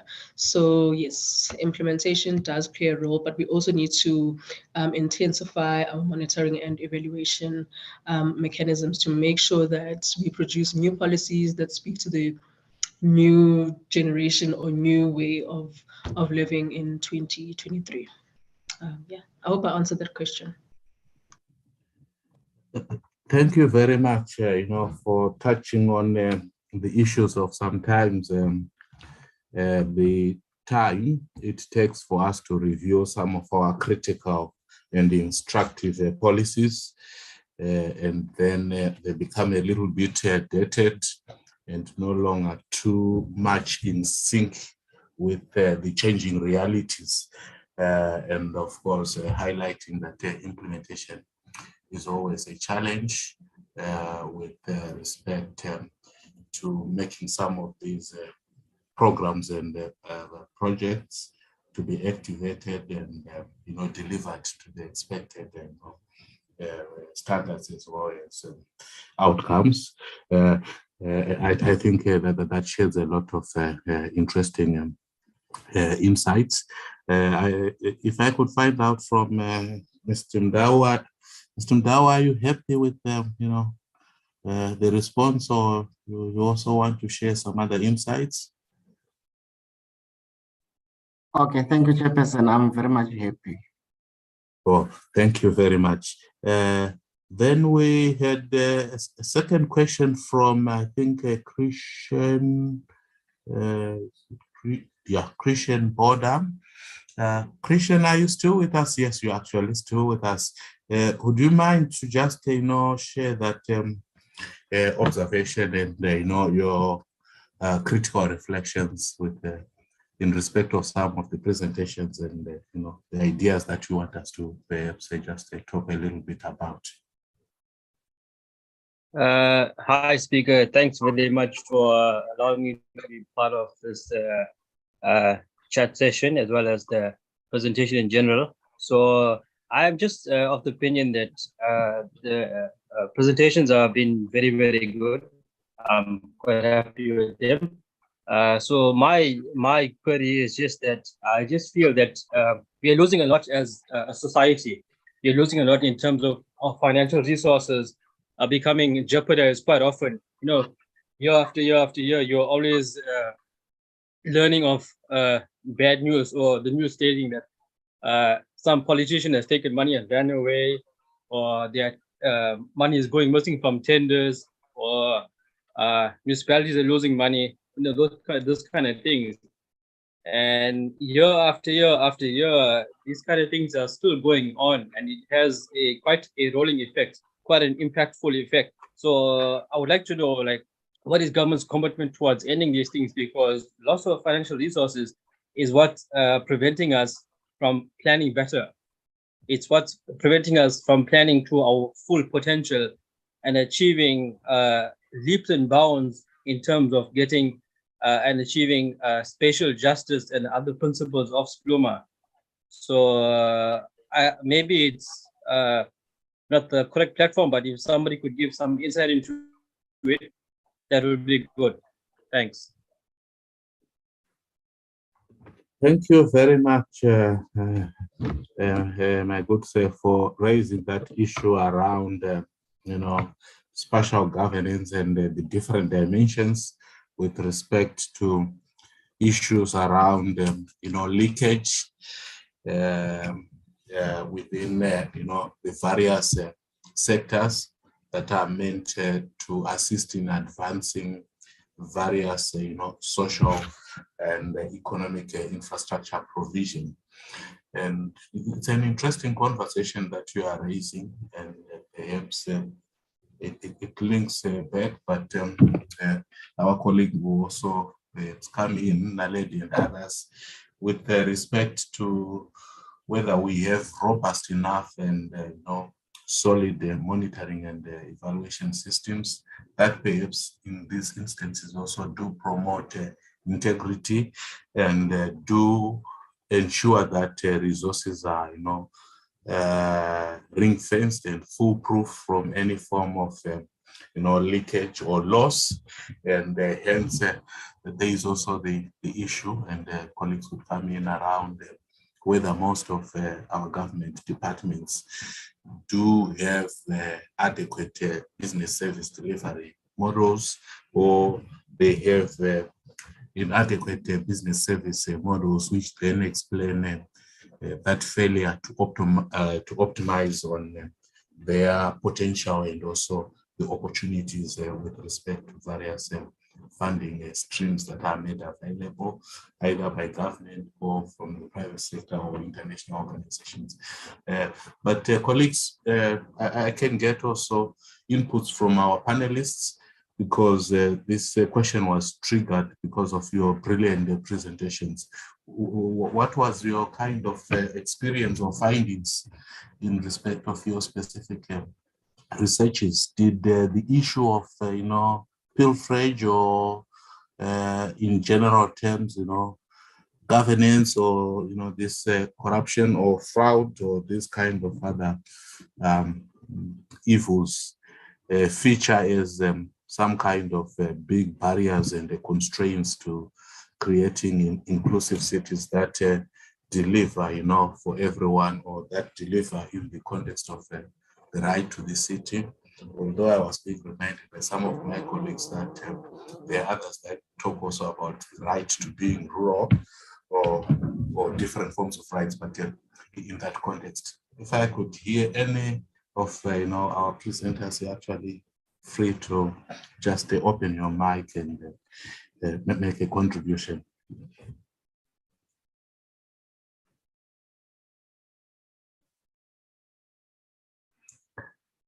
Or should I adopt the old schoolmaster, approach and just volunteer a colleague?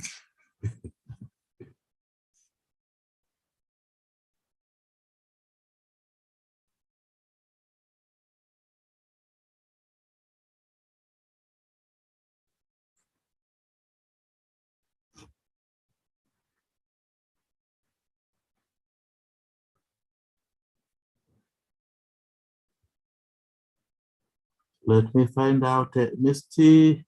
Alalade, did you also pick any issues around these hard conversations with respect to the impact of perhaps wastage and pilferage to housing provision, for example, in Alberta? Sorry, can you please come again with that question? Okay, let me just put it in a much more simpler form. Did corruption feature as a constraint or limitation to the capacity of either the government or even, the state sponsorship, strategies by either private individuals or institutions to facilitating housing access and settlement for refugees in Alberta? Thank you very much. In my opinion, and with what is happening here in Alberta, Canada, I would say corruption does not really it's let me not say not really. I would say it's minimal compared to other countries in the developing world. But I think the major challenge that we have here is as a result of the great influx of refugees coming into the country. Because right now, Canada is one of the countries that receive refugees the most all around the world. And most of these refugees are unplanned for at the point of reception because of all these instability happening around the world. They are not the government didn't really plan for cities that will be taking them in before they are being dumped on different cities to provide housing and provide other basic needs for them. So corruption does not really play is not really a big challenge around here. But what I would say the challenge is the lack of planning when it comes to refugee settlement, because the number of refugees we're taking in, it's much more than the housing provision that is provided for them. And let's remember, when these people are coming into the country, most of them don't even have any penny on them. So they depend on every support they get from the government. And this support is not sufficient enough. Most of the landlords that have these houses won't bring down their rent because they're refugees. As a matter of fact, some of them would even hike the prices, the rent prices, because they see lots of people in demand for their houses. So I would say that corruption does not really play a role, but it's the lack of planning that is a major challenge. Thank you very much for raising the issue that perhaps we should look at ourselves with much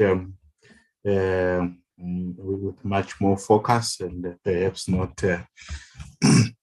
also think that perhaps it's corruption that is the main reason why we are not seeing our fantastic plans bearing the fruits that we expect. But it's an open conversation, like what you indicated. Some experience from developing countries, as you alluded to, might suggest a different trajectory. Can I do something? I'm seeing we have Professor Kamete, Amini Kamete. Prof. Kamete, I know you do some fantastic and groundbreaking research around some of these issues. In terms of your own work, can you share with us, would you be kind enough to share with us perhaps in 2 or 3 sentences what your experience has been with respect to spatial governance and integrity, and how it could affect either the performance of housing or any other form of projects meant to promote inclusive cities. Prof. Kamete, sorry to just put you on the spotlight. You did put me on the spotlight. Can you hear me? Yes, we can hear you, Prof. Kamete. Yeah, I was quietly enjoying the presentations, and then I have to say something. Okay. Sorry about that. Yeah. I think I can identify with a lot of what has been said here by the presenters. But as you may imagine, I'm very skeptical of official attempts to integrate, to include, because my experience is that they've always ended up, as they say, it hasn't ended well. It has ended badly for the people who are being included, etc., because the template that we are bringing to the people whom we are including, whom we are trying to extend special justice to, or the people that we are trying to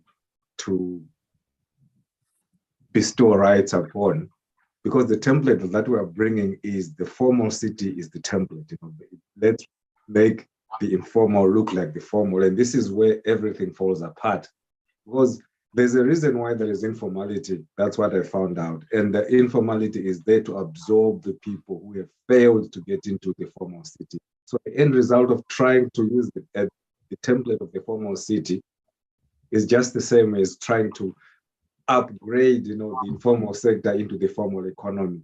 So the end result is that they end up being the losers. It's only a few people who end up actually qualifying. So the end result is it sort of pushes them further and further into from the informal, because you've tried to recognize and upgrade them the wrong way. They end up drifting into the illegal. So we have to be very careful about the templates that we use. And I'm very happy about Taku's template, the suggestions. I think that could be the way to go, because she's not using an old template from forcing people to become formalized. Because once we have this template where we say this is the ideal city, so if we can formalize people, it will look like this, this is where the problem is. So if we go in there open-minded, ask the people what they want, ask the people what works for them, then probably we might end up with something that works for them. Because bringing a pre-designed template always ends badly. That's my experience in Southern Africa. And that's all I have to say. Okay. Thank you very much, Prof. Kamet, and thank you for telling us that sometimes we continue using the wrong template with some very unfortunate, repeated outcomes that we don't want. And yeah, we'll continue the conversation. I think you have stimulated a lot of interest. I see, colleagues who would also want to contribute further to this discussion. So I will recognize first Dr. Taruza, and after him, my co-chairperson, Dr. Ingwani. Dr. Taruza, if you could come in, please. Thank you. Thank you very much, Prof. This is also in response to that issue on funding and corruption, which is something that we've realized it is actually true. When you look at the medium-term strategic framework goals that have been set for informal settlements, at the end of that, for informal settlement upgrading, at the end of that term, if you look at the results, you realize that most provinces or most municipalities failed to meet the target. And then that money is used for something else. So as a researcher, initially I thought, maybe there should be stringent measures that are included in perhaps the Municipal Systems Act, which says this and this and this is what should be done. But also taking on what another participant was talking about is at the end of the day, even if it's written down, the issue is still with implementation. So my question to everyone who's here, or a suggestion that's almost like a question, is can this not be taken very high up with with something like the Directorate for Priority Crime Investigation? I mean, this is not something that we can just see all the time and realize that money is not being used for what it is, and we avoid discussing it.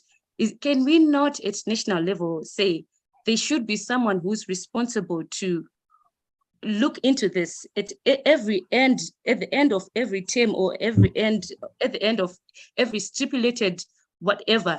There should be something starting with the directorate at national level. Thank you. Thank you very much for ending with that big challenge, to say perhaps in terms of our structures, governance-wise, we need to really think about them and to say, do we have adequate structures and systems, and perhaps do we need a dedicated kind of system or structure which can help us to manage better some of these excesses. Thank you for that. Dr. Ingwani, if you could come in, and after Dr. Ingwani, then we'll have Taye Bayode. Thank you. Thank you, Prof. Sorry, Co-Chair, I should have been shared the load with you, but I'm also part of the awards committee, so I didn't want to contaminate the whole process, bringing in biases. People will think that the sessions that I chaired probably are the most favored. So I decided to be quiet, but then this one couldn't silence me because I also have got some kind of interest in these issues. Let me start actually adding to what Prof. Kamete just said in terms of treating each space in its own way. The question of individuality here must really count, and whatever we tailor make must actually be informed but by what is happening on the ground and what are the factors that actually define those spaces. So in a way, even what TACUDs were developed may not necessarily be able to be directly transferred into another space, but it can be used as a reference point in some other items whereby people can have a starting point and also even improve it and tailor make it to fit that particular context. So there is no particular one size fit all in here.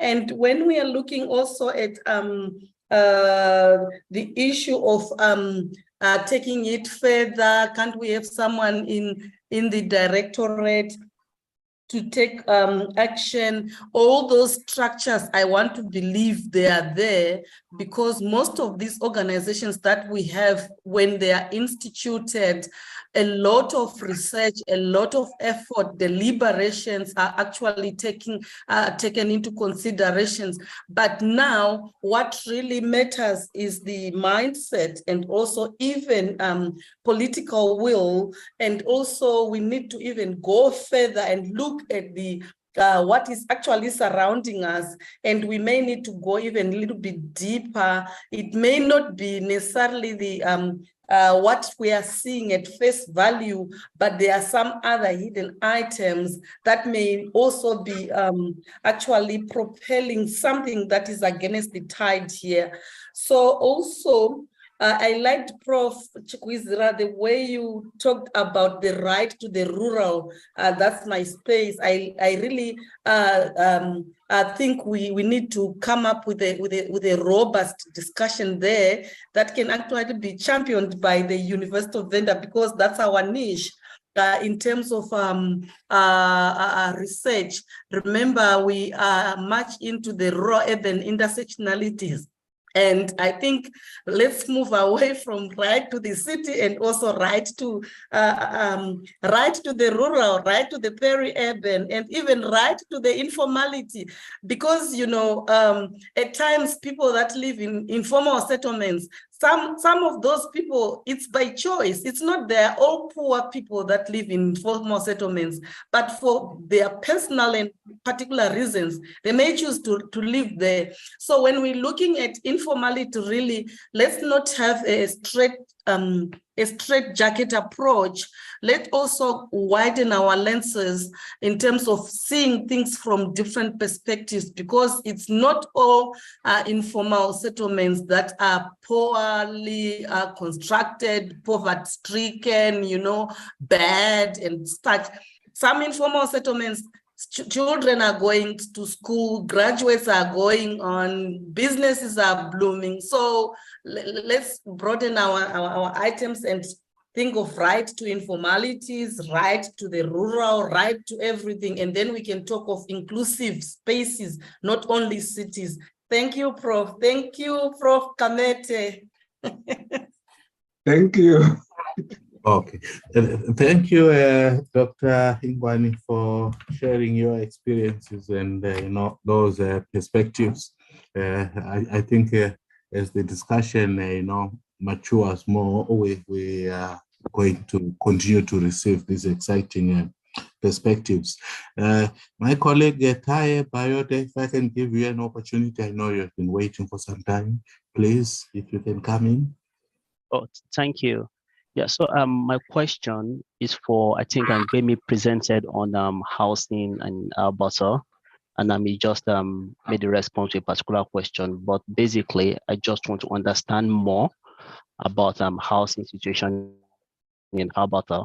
And my question really is that, what is the situation like before the influx of refugees, or can we say that the influx of refugees is actually a significant predictor, or is that a fundamental housing issue in Canada before, in Habasa, before we had this emergence of coming in of refugees? Because sometimes underperforming governments or political parties or politicians, maybe when policies are not right or something is, maybe they are not doing enough, most of the times the refugees or immigrants are often labeled as the scapegoats and are often pointed as the issues for the housing crisis.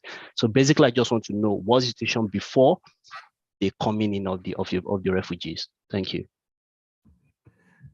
Thank you very much for that.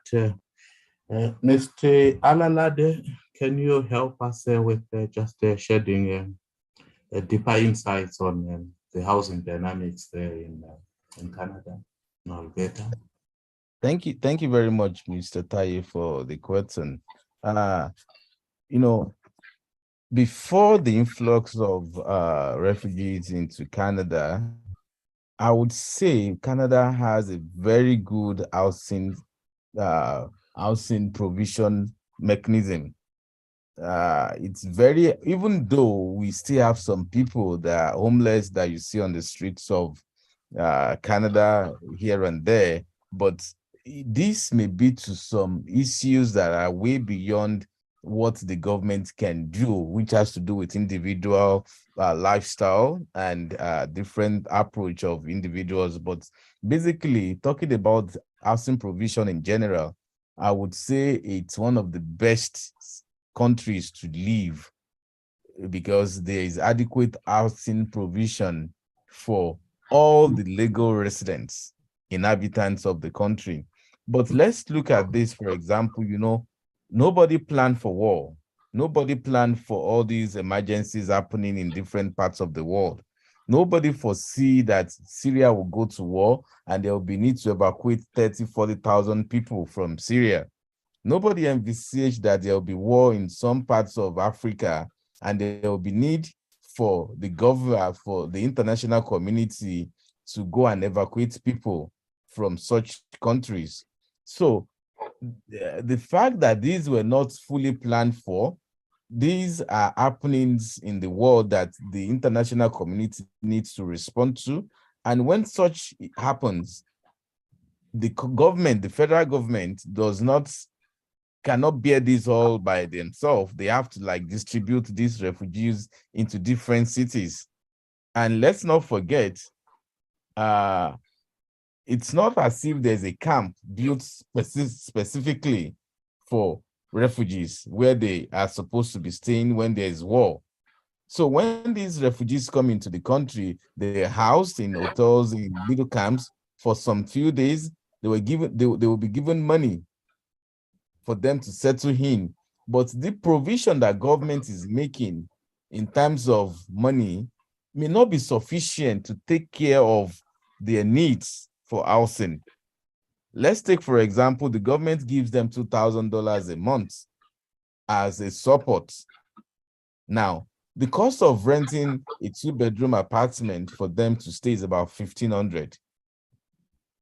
That leaves them with $500 to take care of every other basic needs of them. Looking at this together, we would see that the $500 that is remaining may not be sufficient, especially if the family is like 4, 5, 6 people. May not be sufficient, hence the need for government to look into the areas of making housing more affordable for refugees. So there is adequate provision prior to the influx of refugees, but with the influx of refugees, and let's also not forget, there are areas where refugees can afford to stay.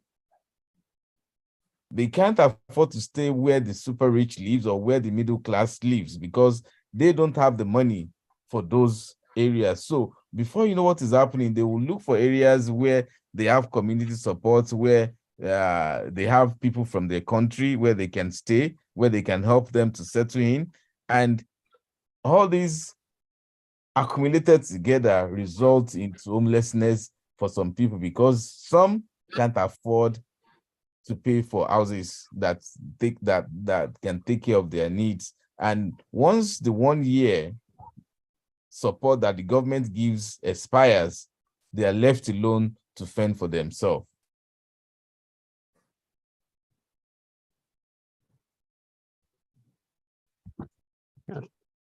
Okay. Thank you.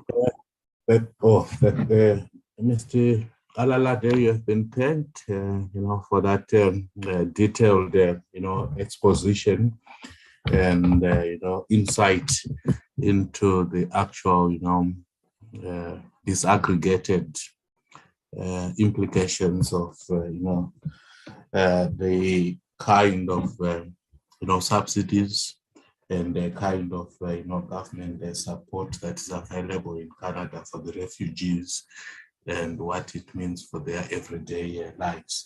And by raising it, at least in as much as you highlighted that it's emergencies, but you also highlighted an interesting dimension, which is one of thinking about the adequacy and the sustainability of those forms of support, and how perhaps there is need to think a little bit deeper with respect to opening either opportunities or finding ways of ensuring that, if it's a larger family, it could be sort of decently sustained as they transit from being refugees into other forms of, higher, much more secure housing systems and settlement structures. So thank you very much for raising that.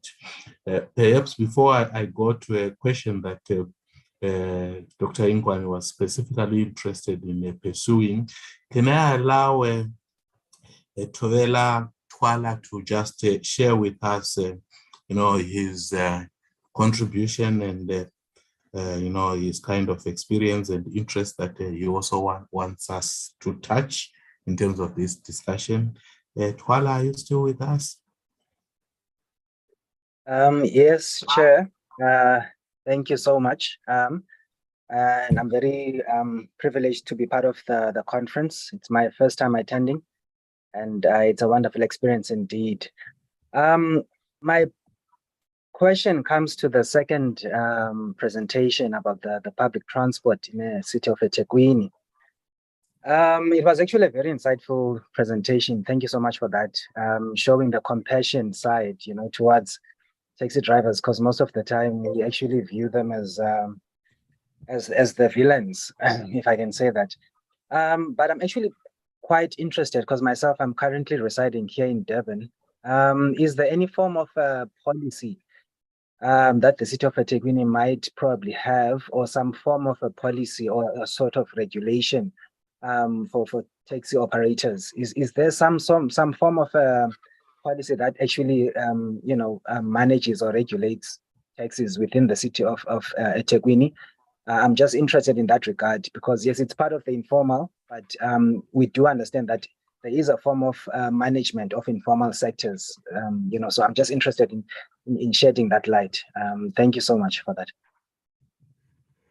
Thank you very much for raising that question. And our colleague, Sanela, is still with us so that, you could just give us further insights around the informality, in eThekwini with respect to the issues raised by Mr. Twala.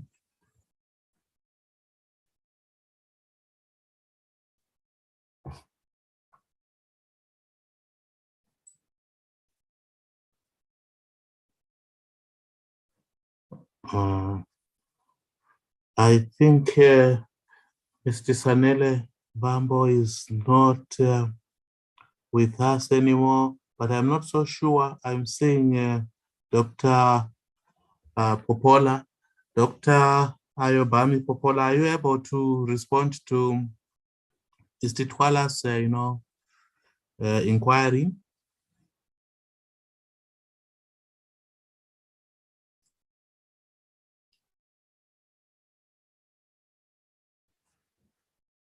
I think, Mr. Twala, what Prof, can you reply, please? Can you recast what you said, Prof?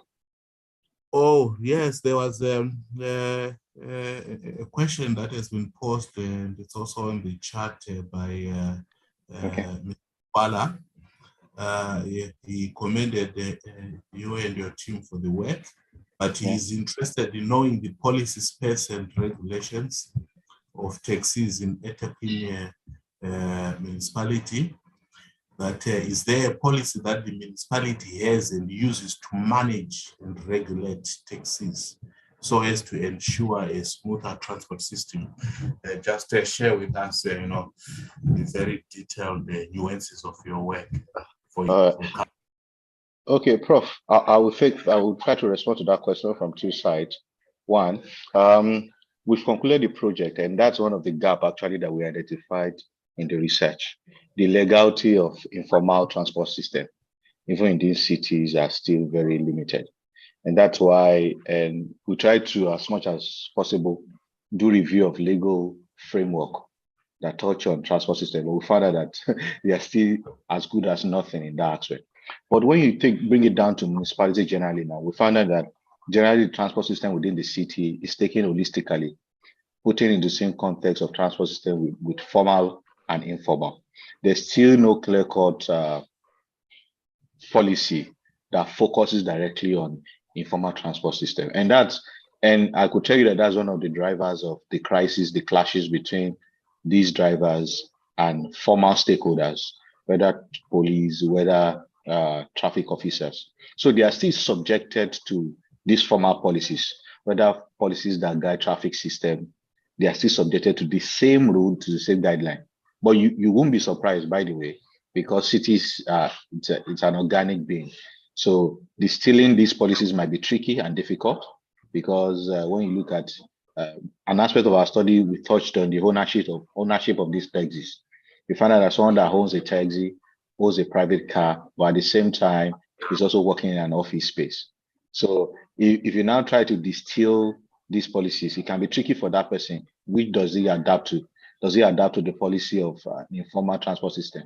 But one thing that we are conscious of is that even within, with regards to responding to these formal policies, informality also should try. So I don't know, maybe I responded to that question well. It's a very huge gap legally that we try to identify. We try to do a review of it, but it was a very tricky interface with that regard. I'm not sure, Prof. Thank you very much. I'm quite sure that Mr. Twala would be happy with that response, because it's confirming his kind of concern that he had. But I could also encourage him to get in touch with your team so that you could continue the conversation, because it's an area for further investigation, like what you are indicating. And perhaps if you could then work on it, and also come the next opportunity for this conference or another conference or sharing platform, you could share those kind of findings, so that we continue to innovate and improve that area for the betterment of our cities. Mr. Twala, are you satisfied with the response, so that we could move to the next item if we are satisfied?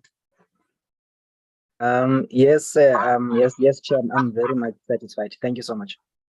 Oh, thank you very much.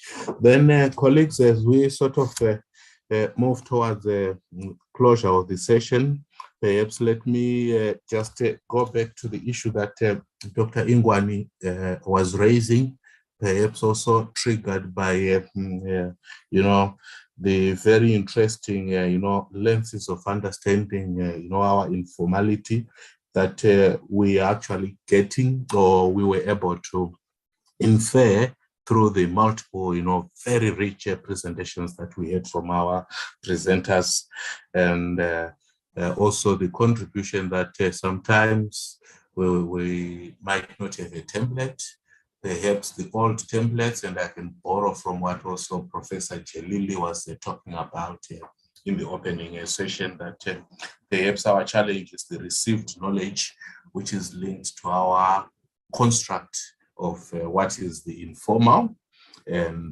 perhaps the informal, and hence sometimes we hit brick walls.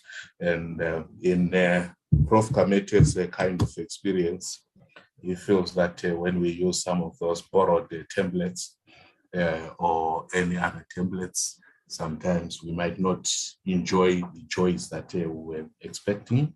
But then there's the other, side where they say it's sometimes difficult to just approach the informal areas and the informal, however you define, if you don't have some form of, framing tool which can help you to sort of be able to separate and sift the matters and the issues, and then be in a position to try to engage in a deliberate attempt to steer, the development, depending with the paradigm of intervention that is guiding your intervention approach. So that brought that dimension. But then there's this dimension of saying, how do we perhaps continue in terms of widening our understanding and appreciation of the interpretation and application of various lenses to understanding inclusion from all the traditional kind of mainstream right to the city, which was really referred to by almost all our presenters, to also the inferred and the alternative forms of city and region development, which is the issues of perhaps alternative urbanism, in order to perhaps support our already sort of institutionalized and legalized forms of inclusivity through, for example, spatial inclusion, as suggested by, let's say, Spluma as an example. But now how do we try perhaps to bridge and to balance these different dimensions and these different kind of approaches? Are they actually different? Perhaps those are some of the questions. And then the other question could be, all the templates that we have, always failing? Do we have some templates that work, or all of them are failing because of those reasons, so that we always know when we approach every informal area for purposes of trying to, engage in inclusivity, we have to approach with an open mind, or perhaps there are some that can give us, a baseline, or that can act, as a reference point, like what was being indicated, or a departure point, or that we can then, use as a framework and then customize with one or two, indicators being further refined for our context, as perhaps ways of operationalizing some of these, templates? Or do we look at the importance also of indicators? Because the story of numbers sometimes is the story of the change or the lack of change that we might be looking for.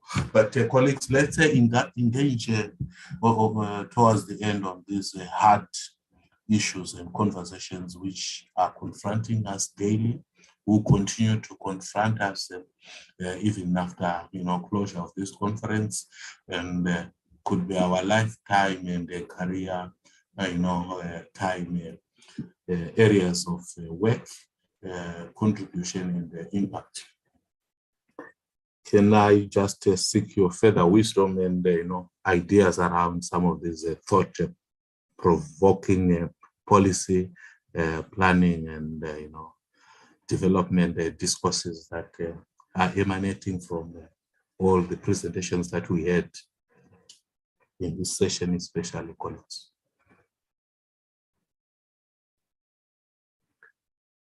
Or I would take it that colleagues are saying that is food for thought. It's our takeaways.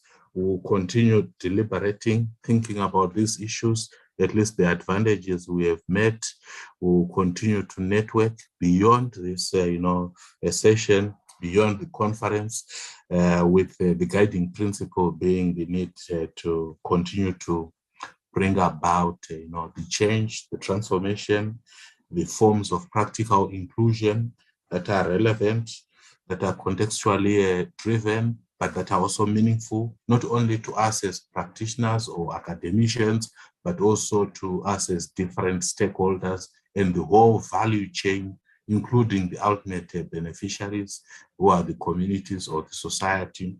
And perhaps from that perspective, colleagues, may I take this opportunity to, on behalf of the conference organizers, to thank all of you for being active participants, coming to the conference and sharing with us fantastic work, brilliant ideas that you are testing and you have implemented or you've practiced on, and also making this session very lively to all the participants who were asking questions, and to also my presenter, who I will give the last word, who also helped in terms of organizing and managing this session.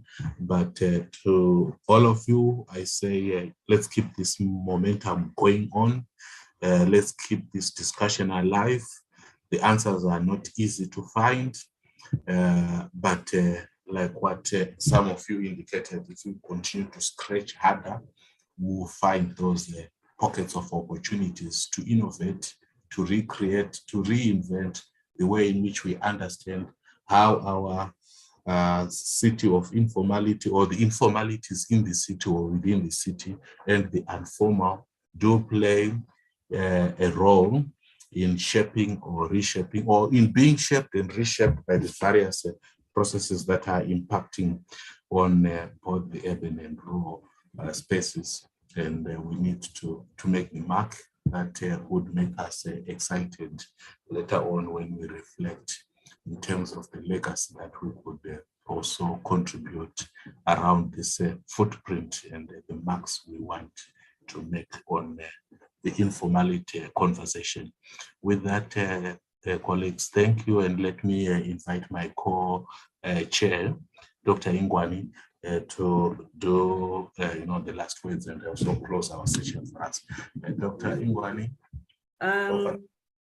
Thank you, Chair. Let me just remove my my video because of the light. Thank you, Chair, thank you, Professor Chakwizera, for chairing this session with such wisdom, and it was so exciting. We really do want to go on and on, but then we can't because of time. But I think you really handled these matters well. And I also want to acknowledge in our midst that we have got the CEO of SACPlan, Mr. Martin Lewis, and I'm glad that he's hearing all these issues to do with spatial planning, and probably they can also be incorporated in SACPlan imperatives. And also I want to thank all the presenters and all the contributors that did a wonderful job. Really, this session, I think, is one of the most exciting sessions in this conference, and we had a lot of attendees coming. My role is just to get from Prof. Chakwizera his insights and whatever, so that at least when it comes to the award winning whatever, I don't have to be biased. But otherwise, I just want to thank you so much for attending this session. Thank you, Prof. Chakwizera. Bye.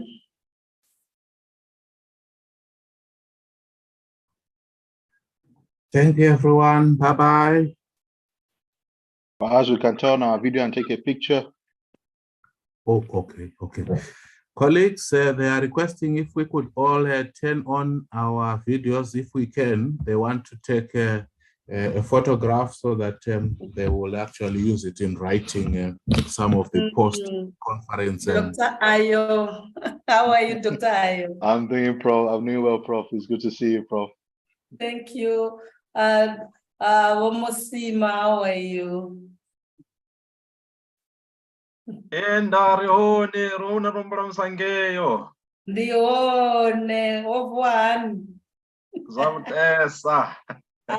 Ndorivuwa chiri chamzemu.